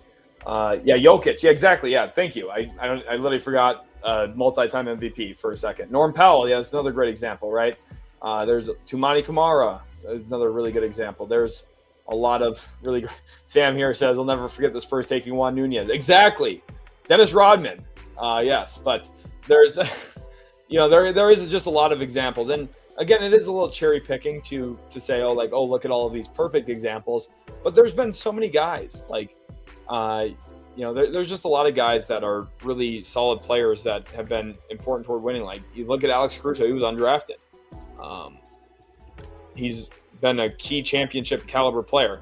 You look at Danny Green as another example, right? He's been awesome. Like the NBA draft, using the second round as a means to improve is valuable. Whether it's shots in the dark and you're kind of spreading a wide canvas, spending 2 or 3 second round picks every year and getting two-way contracts to see who you like and who sticks. Ryan Rollins is an example of this. Lately, he looks like one of the Bucks' most important young players now going forward. He was the guy the Warriors drafted in round 2 years ago. So there's a lot of great examples. Yeah, Sion James and Ryan Kalkbrenner last year. Like they were key pieces for Charlotte becoming a relevant roster. Manu Ginobili. Think about Sandro Mamukelashvili as well. King Nacho says everyone hit the like button and help Sheldon get better internet. Yeah, we should. This should be solved in less than a month. This is very frustrating me. Yes, don't forget Sam Merrill. Exactly, he's an absolute sniper. Fred VanVleet was undrafted. That's another great example. Spurs legend Trey Jones. Chris Middleton. Started his career in Detroit as a second round pick. Luke here says it with Ujiri at the helm. I'm so excited for the late picks, UDFAs under the new regime. That's something Ujiri always does a very good job of. SP says it's so much watching tape trying to see how they fit. 100%. Yep. Colin Gillespie. Exactly. Rasheer Fleming's a good pick. Luke Cornett has had a nice career for himself. Kyle Korver literally made an all-star team. Lou Dort, another great example. And tonight, again, the hard part is identifying who those players are going to be. But coming into the night, there's a bunch of players on my board that I really like. One of them was Henry Vasar. Isaiah Evans could return value. And then also, it would be arrogant of me to say that I'm 100% perfectly correct and that I'm not wrong on any of these guys here I have below 30. Is it possible some of these guys that I have lower, they land in the right situation? They take meaningful steps forward in development. There's some guys here, even the older prospects, they're 22 years old. They have, 3, 4, 5 years until their actual physical primes. Who knows what kind of skills that they can add in the process. And if they work hard enough on their games, they get into the right system that gives them opportunity and stretches their development a little bit, who knows who can provide some form of impact somewhere. And I think there's a lot of, hey, Bronny James, his dad's literally the GOAT. Where would we be without Bronny? You know what I mean? He's Bronny's. This is gonna get me flamed a little bit. I don't even think Bronny's a horrible player. I think Bronny can compete in the NBA. I think.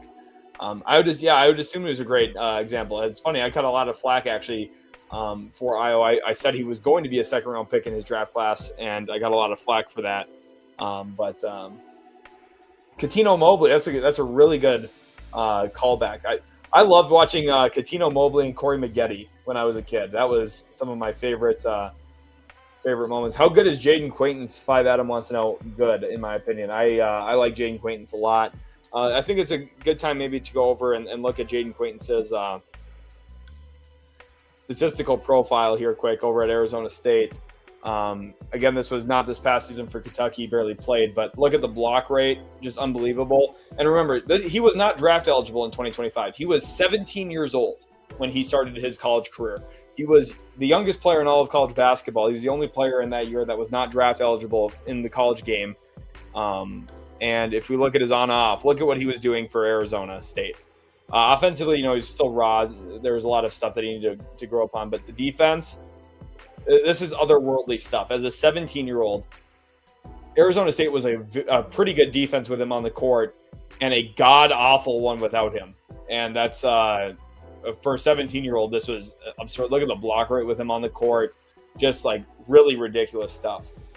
Really ridiculous. Jonathan says, who is my favorite guard in the 5 to 8 range? Acuff was the highest on my board because I think he was the He was the most skill. Let me be clear on what I'm trying to say here. He is the most franchise-defining player in terms of play style, is what I want to say. Not just Quaintance by himself, but next to Wemby. Well, and especially when Wemby comes off the court, let's go over to Data Ball R here quick, because listen, even with Quaintance, this isn't going to be perfectly solved because Wemby is just such a cheat code. Like, they're never going to reach the levels without Wemby that they reach with him. It's just unfair to expect that. But look at the difference in their defense this year. Wemby goes off. They still had a good defense. It's a testament to how much defensive skill they have and Sean Sweeney's system as kind of their lead defensive coach, kind of functioning as a D coordinator for them, honestly. But look at how much better their defense was with Wemby on. And I think now that they have Quaintance, the hope is that this number maybe gets down to like 112, 111 maybe. And if that's the case, like the Spurs are going to win 70 games maybe just on their defense alone. Jalen Wells, that's another great example. WOS, thank you for throwing him in there. Max Christie, Andrew Nemhard. Like, there's a lot. You guys are, I think you guys are getting it. Like, there's a lot of good second-round players in the league right now. Tonight's really meaningful. Is Patrick Williams the worst contract? No. The worst contract, let me pull up this guy right here. The worst contract, in my opinion, now it's not a full max or anything. There's others that are going to be in the conversation, but it's this guy right here. It starts in a year, so it's not even this upcoming season. It starts in 27-28, 3 years and $84 million for Jakob Poeltl. Is luckily it's not like we're past the days of this being like 30% of the cap, but it's still a lot. Which free agent center would I pair with Luka Doncic? I would get Mitchell Robinson if I was the Lakers, if I could. But let's go over to Mitch real quick. Again, like, part of this, it's not just the statistics, right? You need to watch the games to understand a lot of this stuff, but he's absurdly efficient. Luka's always thrived with rim running lob bigs. You think about Lively, Gafford, obviously toward the end of his Dallas stretch, but also earlier in his career, he made Dwight Powell look like a starting caliber big for like 4 years, and Dallas never figured out that he wasn't until it was too late, basically. But like, Robinson was super efficient this year. Now the issue is he's like a 20 to 25 minute per game player. But depending on what their plan is with Ayton, like, you can probably have Ayton and Mitchell Robinson, and the two of them are maybe taking up $20 to $25 million of space only on your cap table. That's really not that bad. And then just look at the offensive rebounding numbers. Over 4 offensive rebounds a game, and he's doing that in 20 minutes. It's otherworldly. His per 36 is, you guys are going to realize how nuts this is. This past season, he averaged almost 8 offensive rebounds per 36 minutes. Let me, I need to go over to Twitter and tweet this quick. Was talking about this live in the stream and figured it would be fun to share here. Mitchell Robinson averaged 7.7 offensive rebounds per 36 minutes this past season.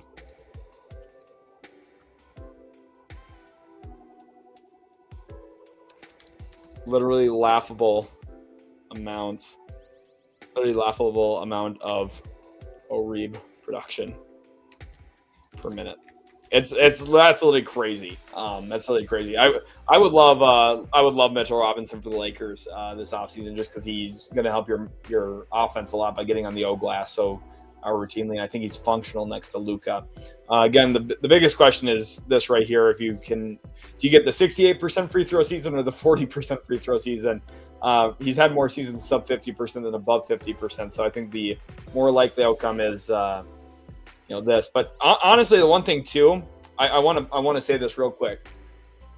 At 40% free throw percentage, that your offense is around 0.8 points per possession without any offensive rebounds, which isn't good.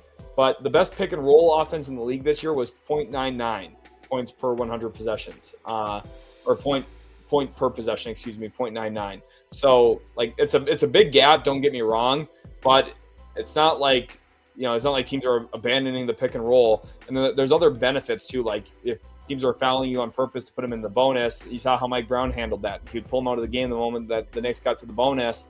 And then from there, now you have to play 5 minutes of the third quarter in the penalty. And all of a sudden now Luka's getting free throws, or Reeves is getting free throws. Anytime you touch him 43 feet away from the hoop, turns into free throws. So it would be absolutely really nice for the Lakers if they got him. But I assume he's going to stay in New York, honestly. But we'll see. But this is my biggest note for tonight. I just think that's something I just need to say here today before the draft tonight. Who do I think could be the number 1 pick in 2027? Dog, I'm going to say it. You've already commented his name in the stream. I'm looking at you commenting his name earlier right now. So that's my answer, who I think could be the number 1 pick. But we'll have a video out tomorrow morning on that, so stay tuned for that, okay? SP here says Mitchell Robinson can get – yes, exactly. That's I think that's such a huge value point. The Jared Allen for LeBron swap was weird to hear from Windhorse today. Did he say that? I did not hear that. That is kind of nuts. Keys here says, I feel like the Lakers should look at going after Onyenso. Let's pull up Onyenso's profile on the stream. This is another player that a lot of people are going to want to talk about. Now, I do think this is where numbers can be misleading, and this is why film is so important, okay?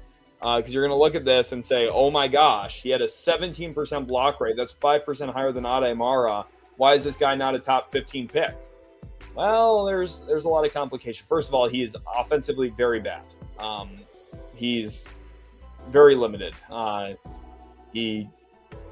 don't know, just the baseline combination of feel isn't there, and the functionality as a scorer, if it's not a dunk, is probably questionable. And you look at his shooting chart, he stepped out and shot a couple of threes this year. Didn't really move me. Shot okay at the rim, 69% is not terrible, but it's not good. You'd really want this number for him to be 75, 78, 79% for you to feel pretty good about it. And then defensively, the reason why I've called him a gimmick a little bit, there's no defensive 3 seconds in college basketball. So where do you think Virginia put him a lot of the time? Oh, they stood him right in front of the rim. And that is a reason why their defense was actually a little bit better with him off the court. Now, it's still this is where understanding on-off numbers too, because you look at this and say, oh my gosh, his net swing is really bad. Yes, but the actual overall numbers for him on are still very good. So don't punish him for his team being good without him. Point to what he did well, and his team was good with him on. And I think this is something like all the Jaylen Brown discussion. You'll hear analytics Twitter freak out about him. It's because they don't understand the numbers. Let's just go over here real quick, okay? Let me go here. Okay, I want to zoom this in, and that way we can talk about the numbers, and you can understand what I'm talking about. Okay, let's zoom in. I want to go to this guy specifically. Zoom. Okay, if I just showed you, this is what analytics Twitter gets wrong. If I showed you this right here, okay, just these numbers, okay, you would say, hey, that's really good. Jaylen Brown this year without Jason Tatum for the most part played 2,200 minutes. The Celtics, who were kind of projected to be in a little bit of a weird spot without their best player, they still outscored teams by 7 points per 100 possession with low leverage removed. And their offense was great, 122 offensive rating nearly. Defense was maybe a little worse than you would want. But the issue is then they see that, in the 1,200 minutes without him, the Celtics played really good. But there's a lot of nuance to that, okay? And I just want to point to a few things you can look at Derek White and say, based on this, it looks like Derek White's way better than Jaylen Brown. This is literally what they tell you, by the way. This is what analytics Twitter believes. And this is regular season. What happens if we go to the playoffs? Okay. Oh, Jaylen Brown was actually slightly better in the low sample of minutes, but whatever. Okay. What if we extend this from here to here? Oh, wait. Why is that happening now all of a sudden? What do you mean? What do you mean? That makes no sense. You see how stupid this is?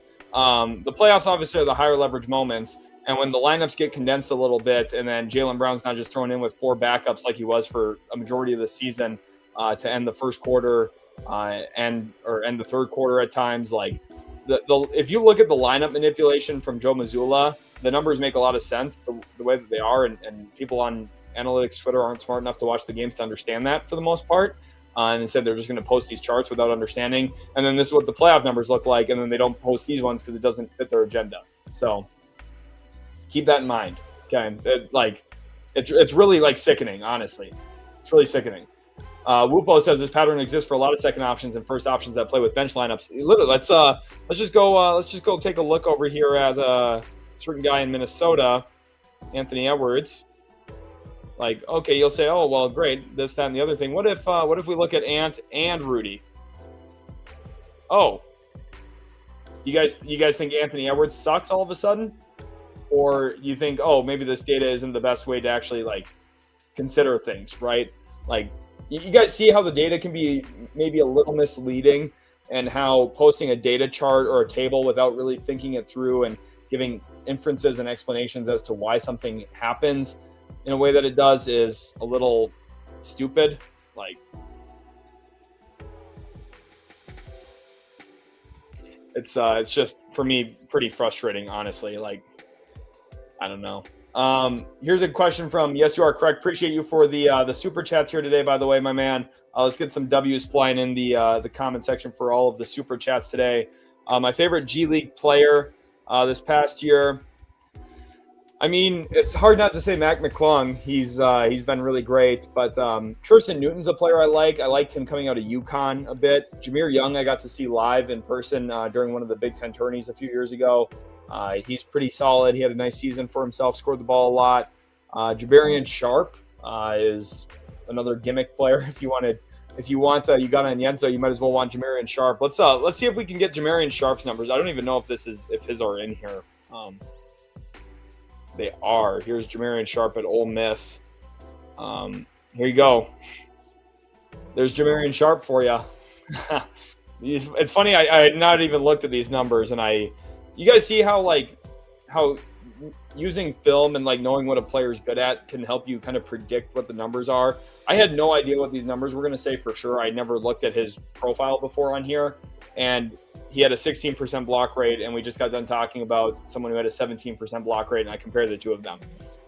It's, when the more time you spend, I'm not saying that egotistically, but it's just the more time you spend looking at film and understanding players' strengths, weaknesses, and seeing how their actual impact on play played out in games, you get a pretty good understanding of what these things are going to look like. And then if there's something that catches your eye in a different direction, it's like, oh, I didn't realize that, or maybe I didn't see that. And then I have to go back to the film and watch for that closer. And maybe I noticed something I didn't see before, which is interesting.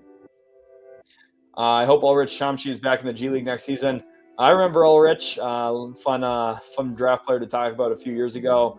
King Nacho, Kobe Brea. Yes. Let's pull up Kobe Brea's G League stats on the stream here. What do we say? Let's see if I can even find them. Nope. Don't. What is going on here? Why? What the heck is going on? This the G League site, I swear, is broken every time I try and use it. Stats G League. I love me some Kobe Brea. Here we go. Here's his G League stats, which I'm sure most of these aren't even like actually accurate. Oh, I know who I want to show you guys. Mark Sears. I want to find his G League stats. Mark Sears G League stats, because everyone's going to call me crazy about him from a year ago still. This is what he did in the G League this past year. Shot 41% from three, 19 points a game, 5.5 assists. Was a really good player for Wisconsin Herd this year when he was on the court. Over a 2-to-1 assist to turnover rate. Actually rebounded the ball decently well, 4 rebounds a game. That's always been kind of part of his DNA. Pretty decent 3-point volume. Biggest bugaboo with him, it doesn't get to the free throw line a lot, but this is you want to know like a guy who is going to return better value than his draft slot, and is a player that some team should be looking to sign to like a 4-year, $10 million contract right now. It's Mark Sears. You get him on a contract. You probably don't have to guarantee any of the years besides part of the first one. You probably give him a partial guarantee on the first year and then sign him for 3 non-guaranteed years. You maintain all your flexibility. And you get a player who was very good in the G League. Very good. And I just think, like, I don't know, there's just a lot of stuff here that would be good. Yeah, he was a 7'5" fly swatter. Jamarian Sharp. Let's see. I haven't looked at his G League stats either. So let's go look at what his G League stats looked like this past year. I'm sure it's like close to 4 blocks a game or something. For Texas Legends, yeah, there it is, 3.8 blocks per game. A 1-to-1 assist to turnover rate. Shot 37. Look at this year-to-year change. A 30% drop in his free throw percentage.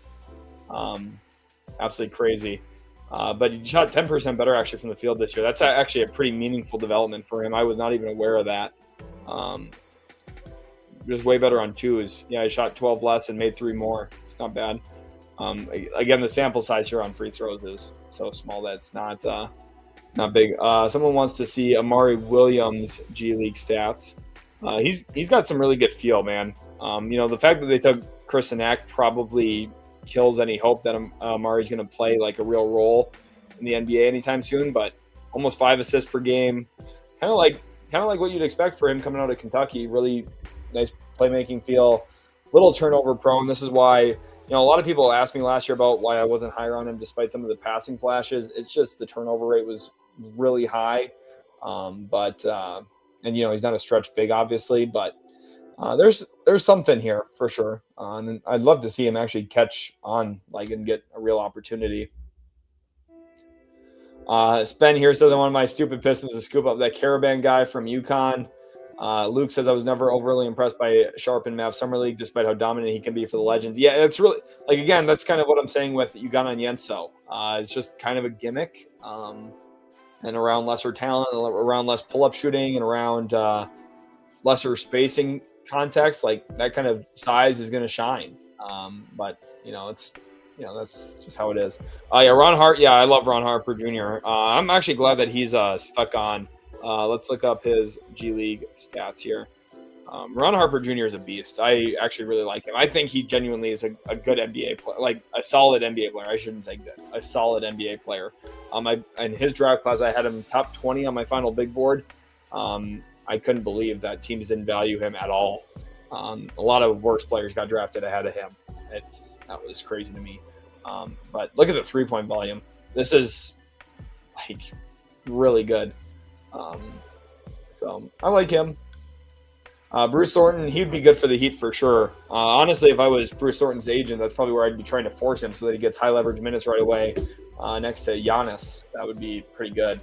DeMike says, any chance the Spurs could use their 2 second-round picks tonight? Yeah, I think so. They could either pick with them or trade them. They'll use them in one way or another. Chuck here says who will be available for the Kings. Let's just recap the draft order again here for round 2. So the Knicks are on the clock, and the Grizzlies, then the Wolves, the Cavaliers have this Kings pick, and then down at 45 is where Sacramento would have another selection. Funny enough, in one of my final couple mocks of the cycle here, I did have the Kings trading 34 to move up, and that's exactly what they did last night to get Caravan. Yes, here says, anyone else looking forward to Edie versus Mara post-up matchup? That will be a sight to behold for sure. It's crazy how the league, all these 7'3", 7'4" guys who come through and, I had my final game in high school, I played against Jericho Sims, who I believe still holds the NBA draft combine record for vertical jump. And he had a 48-inch vertical, and he's 6'10". I played against him. We went to overtime against him and lost, unfortunately, in my final high school game. Would have been really nice to catch a dub. I think I dropped 18 or something that game. I don't even remember. It was either 16 or 18, I think, but I don't even know. But he dropped 36. He killed us. But I couldn't imagine what it would be like playing against Edie or Mara, someone who's literally 6 or 7 inches taller than even Jericho Sims. Like, that's pretty nuts to me. Brian here, thank you for the $5 super chat. Says, Sheldon, who's going to rebound for the Sixers? Yancey, you sold. You know what I'm going to say to that? You don't have to rebound if you put the ball in the basket. And LeBaron Philon's going to help them do that. I think it was just too good of a value pick, Brian, to not take Philon. I really liked it. Oh, we have a trade. We have a trade. Thank you to Couch for throwing in. Let's get some W's in here for Brian, by the way, for the super chat. We have a trade from Shams Charania, so thank you to Couch here for saying that. Let's go over to Shams, Mr. Shams himself here. The Los Angeles Lakers are acquiring number 56 from the Bulls in the second round. Lakers sent cash to the Bulls. Lakers buy a pick from Chicago. Bryson Graham getting his owner a little bit of change in his pocket. What a huge trade. But the Lakers are making a couple of moves. Let's see where the Lakers are at here. So here we go. The Lakers, did they not have a second round pick already coming in? I think. Let's look up Los Angeles on here. Oh, whoops! I'm not even sharing this tab. My apologies. Yeah, they did not have a second round pick coming in, so they now have 56. So small trade, but league altering, like Lightning Nissan here says, and that's the way I like to look at it. Yes, you are correct. But says if friend of Bobby Klintman, I'm a friend of Bobby Klintman, and I want to tell him he needs to fire his agent, but I want to lose him as a friend. Where do you think he could thrive? I like Bobby Klintman coming into his draft class. I think Bobby Klintman, like, there's a solid player in there that can maybe help a team. For him, I really think the best case would be like landing next to a stretch big. Like, I don't think the Spurs are really going to be looking for that archetype too much, but San Antonio would be a great spot. Denver would be an interesting landing spot for him. New York, the Knicks would be a nice spot, I think. That's where he can maybe provide a little bit of value, I think. Q1 here says, I think Tamin Lipsey would be a good pick for the Timberwolves. I actually believe that's who I had mocked in my second round mock for them a couple of days ago. Let's go over to Tamin Lipsey. Very interesting profile. Obviously didn't have the most efficient season scoring it this past year, but boy, does he get after it on defense. 4% steal rates, very, very good. 99th percentile, then 97th percentile assist rate. So very interesting analytics prospect for sure. Someone who provides some nice value there. Toilet Wizard says, Oscar Clough, you are a Laker. He might be the best screen setter in the draft. He is big, mean, and physical. That's for sure. But again, just for those wondering, there was a trade. The Lakers are acquiring pick number 56 in the draft from the Chicago Bulls, and they sent cash to Chicago. So pretty disappointing for the Bulls, but honestly not the end of the world because they have pick 38 themselves. So, 56, it's not really the end of the world. Oscar Clough will be elite ball knowledge in 6 years. That's true. Hey, somebody write that down. Chat, clip that. Brent says, ain't no way you played against Jericho Flyer Sims. I did. He almost dunked on me. Let me see. I wonder if I can find that clip. If I can, I'm going to get it up on the stream here now.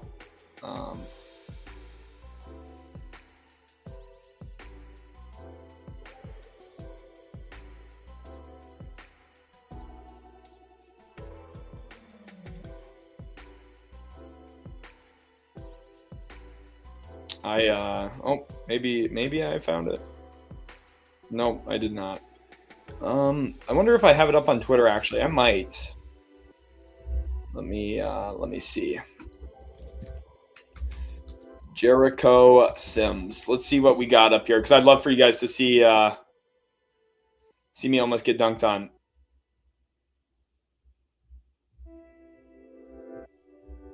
Oh yeah, here we go. God, this is bad. This is so terrible. How do I got another? Is there a way that I can picture in picture and then rotate this? I don't know. This is terrible. Chance here. This is a little crappy gym that they played at too. God, it was so bad. Right. Let me turn off the volume. I'm the back guy over here. I'm back here. I'm the outlet man, so that we don't give up transition baskets. But look at what happens here. He rebounds this ball.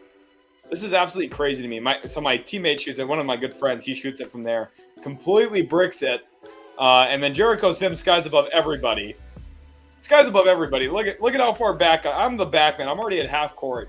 I'm just doing my job here, making sure we don't give up transition defense as the furthest man back. Jericho Sims plucks the ball from the sky, and now he's running downhill. He outruns everybody on my team.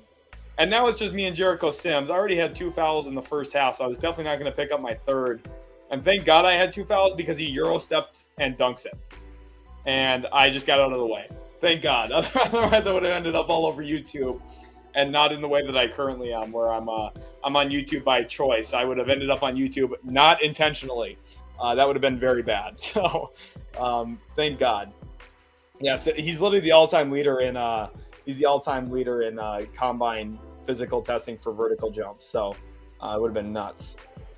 Draft starts at 8 p.m. Eastern time, so we're less than 45 minutes away.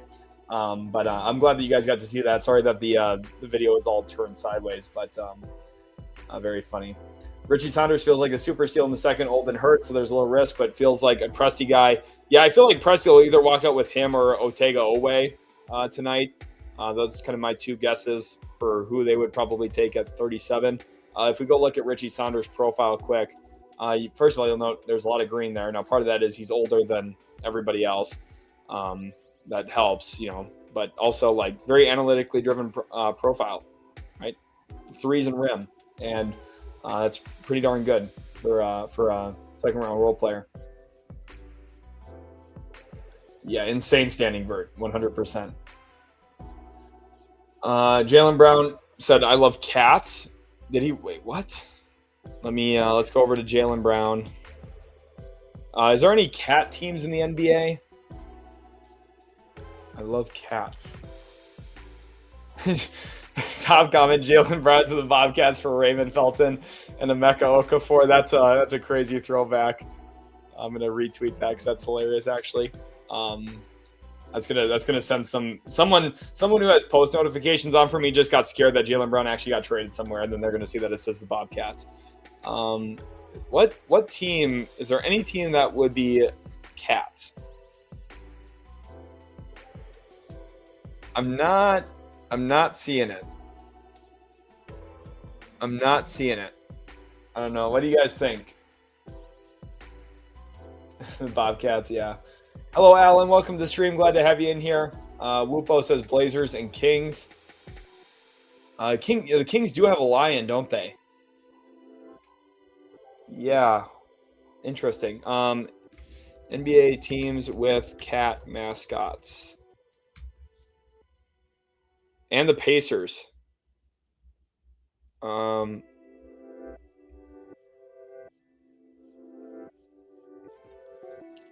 Thank you for saying this, Wupo. The Trailblazers, Kings, and Pacers all have cat mascots.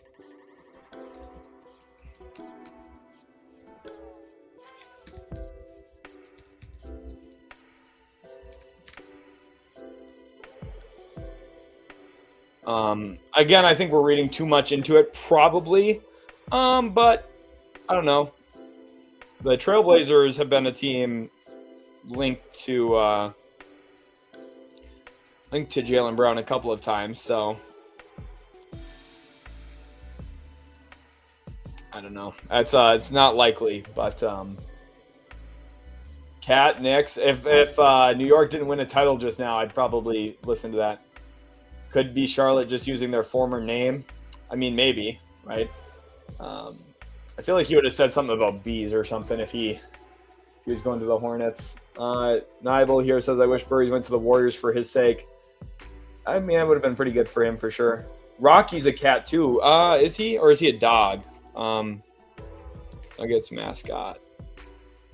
He's a mountain lion. Yeah, that's That's right, he's a mountain lion. Yeah, Rocky is a cat. I should have included him. And the Nuggets, but I don't think the Nuggets would do that. But how does buying a pick work? Like a pick costs X amount, and teams can just buy whatever they want. It's not like that. It's not like you go to the supermarket and you go check out a gallon of milk and it's going to be $3.29. The teams have to agree. So a team doesn't have to trade their second rounder for cash, but if they want to, the two teams can work out an agreed upon price point. There is a minimum amount of cash you can trade, so it can't be like $1. I don't know exactly. I don't remember off the top of my head what the minimum number is, but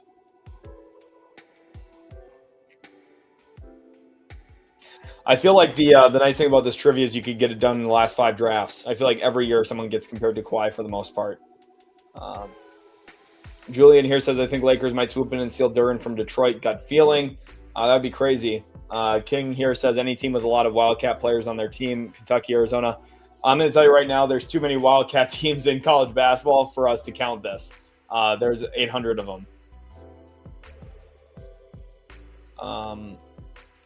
Rockets for Jaylen Brown, yes. Let's. What other teams have the word cat in their name, even if they're not a cat logo? Let's look at NBA standings. Thunder, no. Spurs, no. Nuggets, no. Lakers, no. Rockets, Timberwolves, no. Blazers, Suns, Clippers, Warriors, Pelicans. No, I'm just kidding. Mavericks, Grizzlies, Kings, Jazz, Pistons, Knicks, Cavaliers, Raptors, Hawks, Sixers, Magic, Hornets, Heat, Bucks, Bulls, Nets, Pacers, Wizards. There's nothing. I don't know. We tried. I'm giving up the conspiracy theories. What does a Jaylen Brown trade look like? 3 or 4 firsts. Or if it's not 3 or 4 firsts going to Boston, then it's a 3-team trade that's bringing some other star player to Boston, like Kawhi Leonard possibly. He would be a name to consider for them.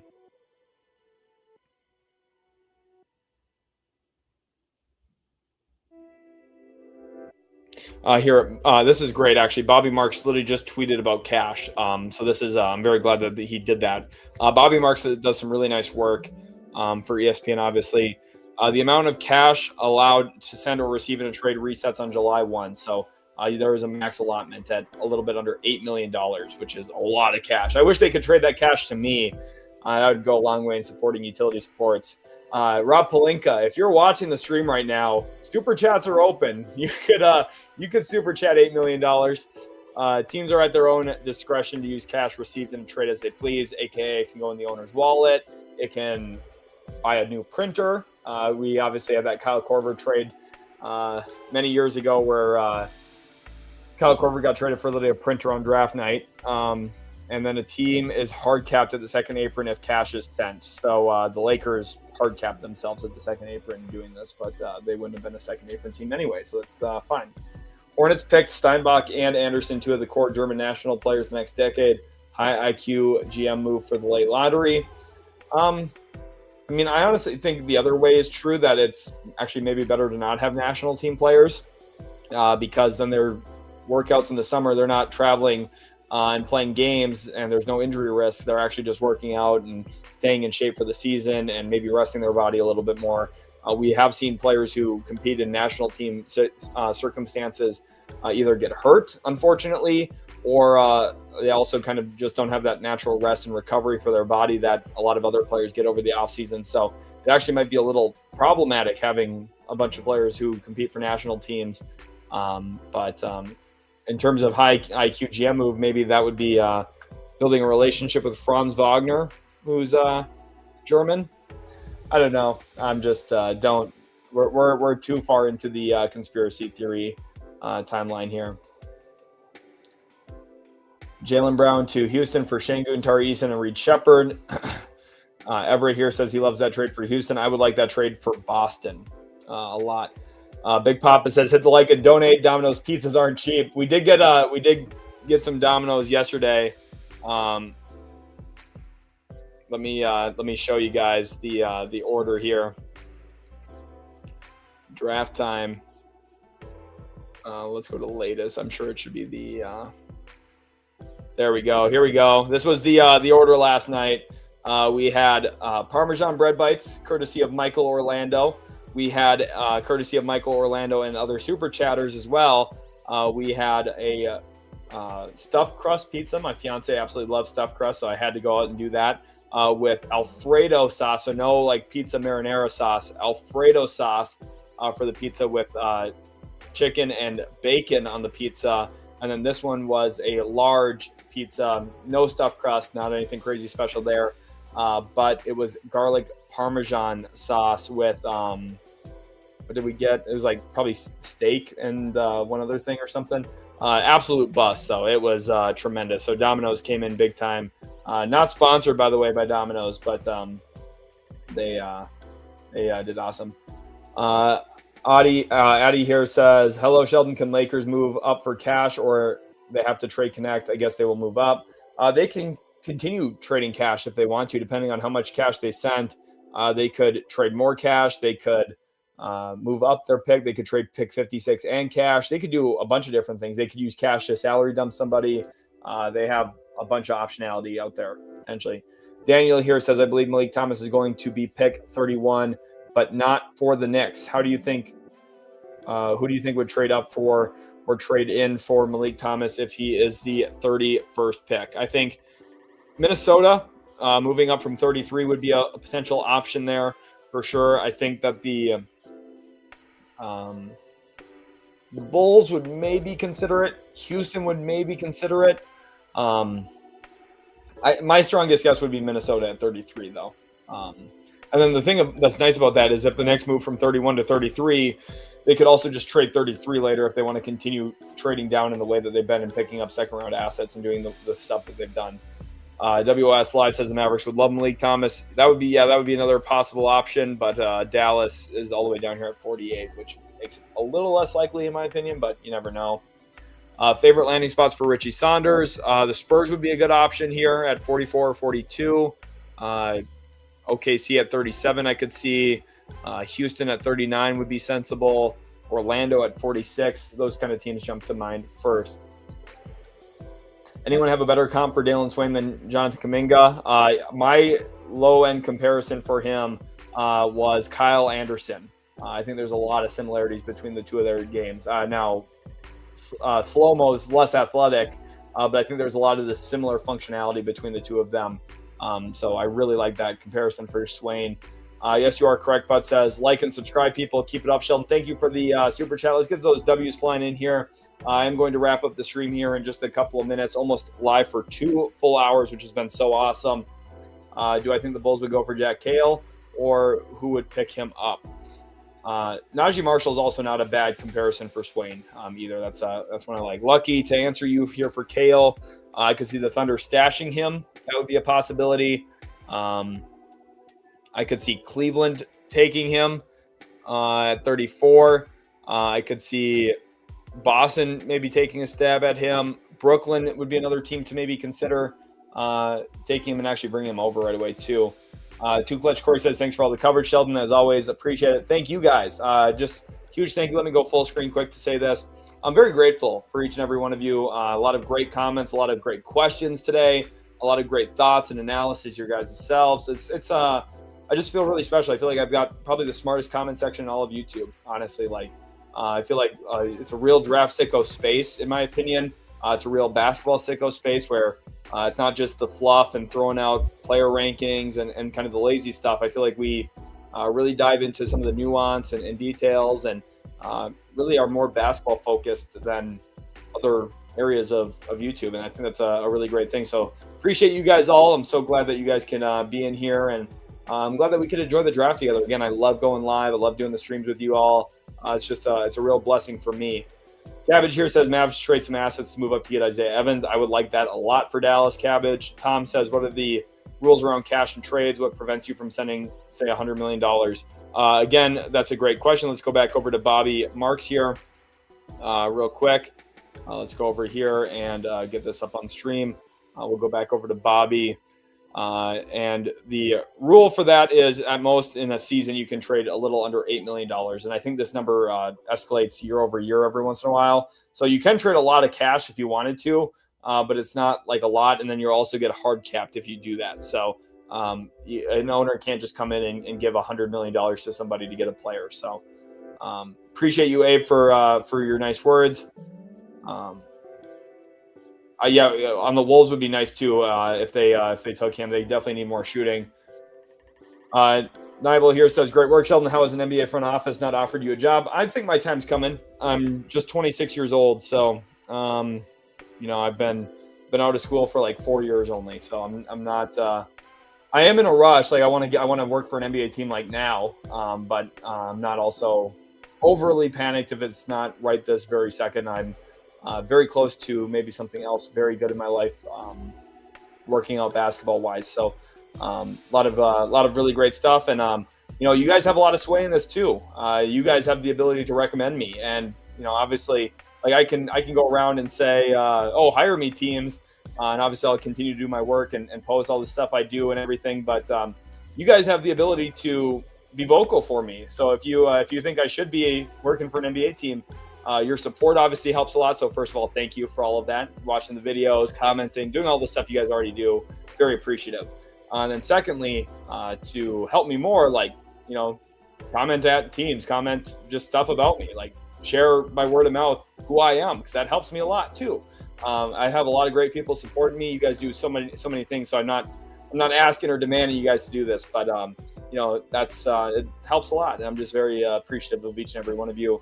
Daniel says, Bob Miller is the most obvious Masai Ujiri pick ever if they trade up or if he falls to 48.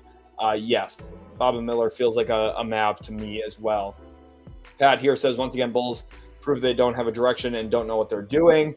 I mean, if you're talking about trading the pick, I wouldn't worry too much about it. They have pick 38 yet. Like, pick 56 wasn't going to be a premium asset for them anyway. Although, again, I don't love trading it for cash, but it's not the end of the world. Logan here says teams above the first apron cannot send cash. Correct. It's actually it's above the second apron. So if you hold on. I would need to revisit the rules on that. We have not had a situation come up that has forced me to remember that. I need to go back through the CBA and double check on this. You very well could be right, Logan. Comby, do not worry. I will not forget you guys at all. Do not worry. Yes, Hoop Intellect got hired by the Celtics. So his first ever draft was resulted in Chris Sinak Jr., which is a fun pick. So Andy says, Sheldon, you are a son. Hey, I feel like if you guys remember last year, I feel like the Phoenix Suns were watching all my content because I swear they picked a lot of the guys I liked in Maluach, and then they got Kobe Bryant in round 2 and Rasheer Fleming. They got some really awesome things. Sam says, if Tim Bontemps got a front office job, you're going too soon. I appreciate that, Sam. Thanks again, guys, for all the kind words. It does mean a lot to me. The Kings are going to reach out for Sheldon. I hope so, man. You know how much fun it would be being a part of helping a franchise get to the mountaintop. Like it would literally be a dream come true. I would love to do anything for an NBA team, like whether it's evaluation, scouting work, or obviously, like I feel like I have a real passion for coaching. I feel like I'm really in my element on the court as a coach. I think that's what I'm best at in life, honestly. I feel even way more comfortable doing that than I do streaming and recording content, talking about the game. Teaching the game is really my biggest love. But around the game, I love doing anything. Basketball has been really the core of my DNA as a person since I was about 4 or 5 years old. I've loved the sport ever since I discovered it. So just very grateful, and I'm very blessed that I have 300 plus people at any given moment that want to come hang out in the stream and watch and talk to me about basketball. It's just it's really special, and I hope the draft goes well tonight for everybody. I hope you guys all enjoy it. I hope you guys have a fun time. We won't be live during round 2. I tried to use so this is there's a few reasons for this. I'll explain quickly. One, I can't actually show the draft because of copyright reasons. So that's a reason why. Secondly, I use Twitter to discuss my draft grade. So, like, for example, if we go back, like this is kind of what you'll expect to see tonight. Like, I'll grade the 31st pick all the way through the 60th pick tonight in modalities just like this, where I give maybe an A- or an A+. There was a lot of A+ yesterday because I liked how the draft went. There was a lot of stuff I liked. Joshua Jefferson, I gave a B+. Sinak, I gave an A- because I think the upside's there. B+ for Terrace Reed. C+ for the Mavs ending up with De La Rey, which I obviously had first tweeted as the Knicks, but clarified later. A+ for the Lakers getting Cam Carr. You'll see stuff like that tonight. So make sure to go follow over on Twitter. Links in the description for that. I'm sure a lot of you already are following, but make sure to go follow over here if you haven't. And then also another reason why I don't stream. One, I can't show it. Secondly, I give my thoughts live on Twitter. And then third, it's a lot of fun for me to sit and actually watch the draft and give my full attention to the draft. I prepare all year for the event, and to sit down and actually enjoy it, kind of take it all in, experience it like you guys get to. It's really special to me. And then the last reason is a lot of people are already watching the draft anyway, so they watch it on their television. So I like to be kind of the content around the draft instead of during it as well. So thank you guys all so much. According to Bags here, Phylon is wearing 00. Is that true? Let's go over to ETN Catalan. I definitely recommend you guys follow him, by the way. He posts all of the jersey number stuff. Kareem Lopez is wearing 35. Christian Anderson's wearing 5. Steinbach's 22s. There we go. There's Phylon in 00s. That's pretty nice. But thank you guys all so much for tuning in today. Thank you to Prize Picks again for sponsoring today's video. And just really happy that we got to the draft this year, guys. And I hope you enjoyed the content all year long. Stay tuned for winners and losers tonight after the draft. I will have that video up as quickly as possible. You saw how quick I got to it last night for round 1. I'm going to try and get to it for round 2 here very quickly tonight too after the draft. So stay tuned. And yes, I'll be live for free agency.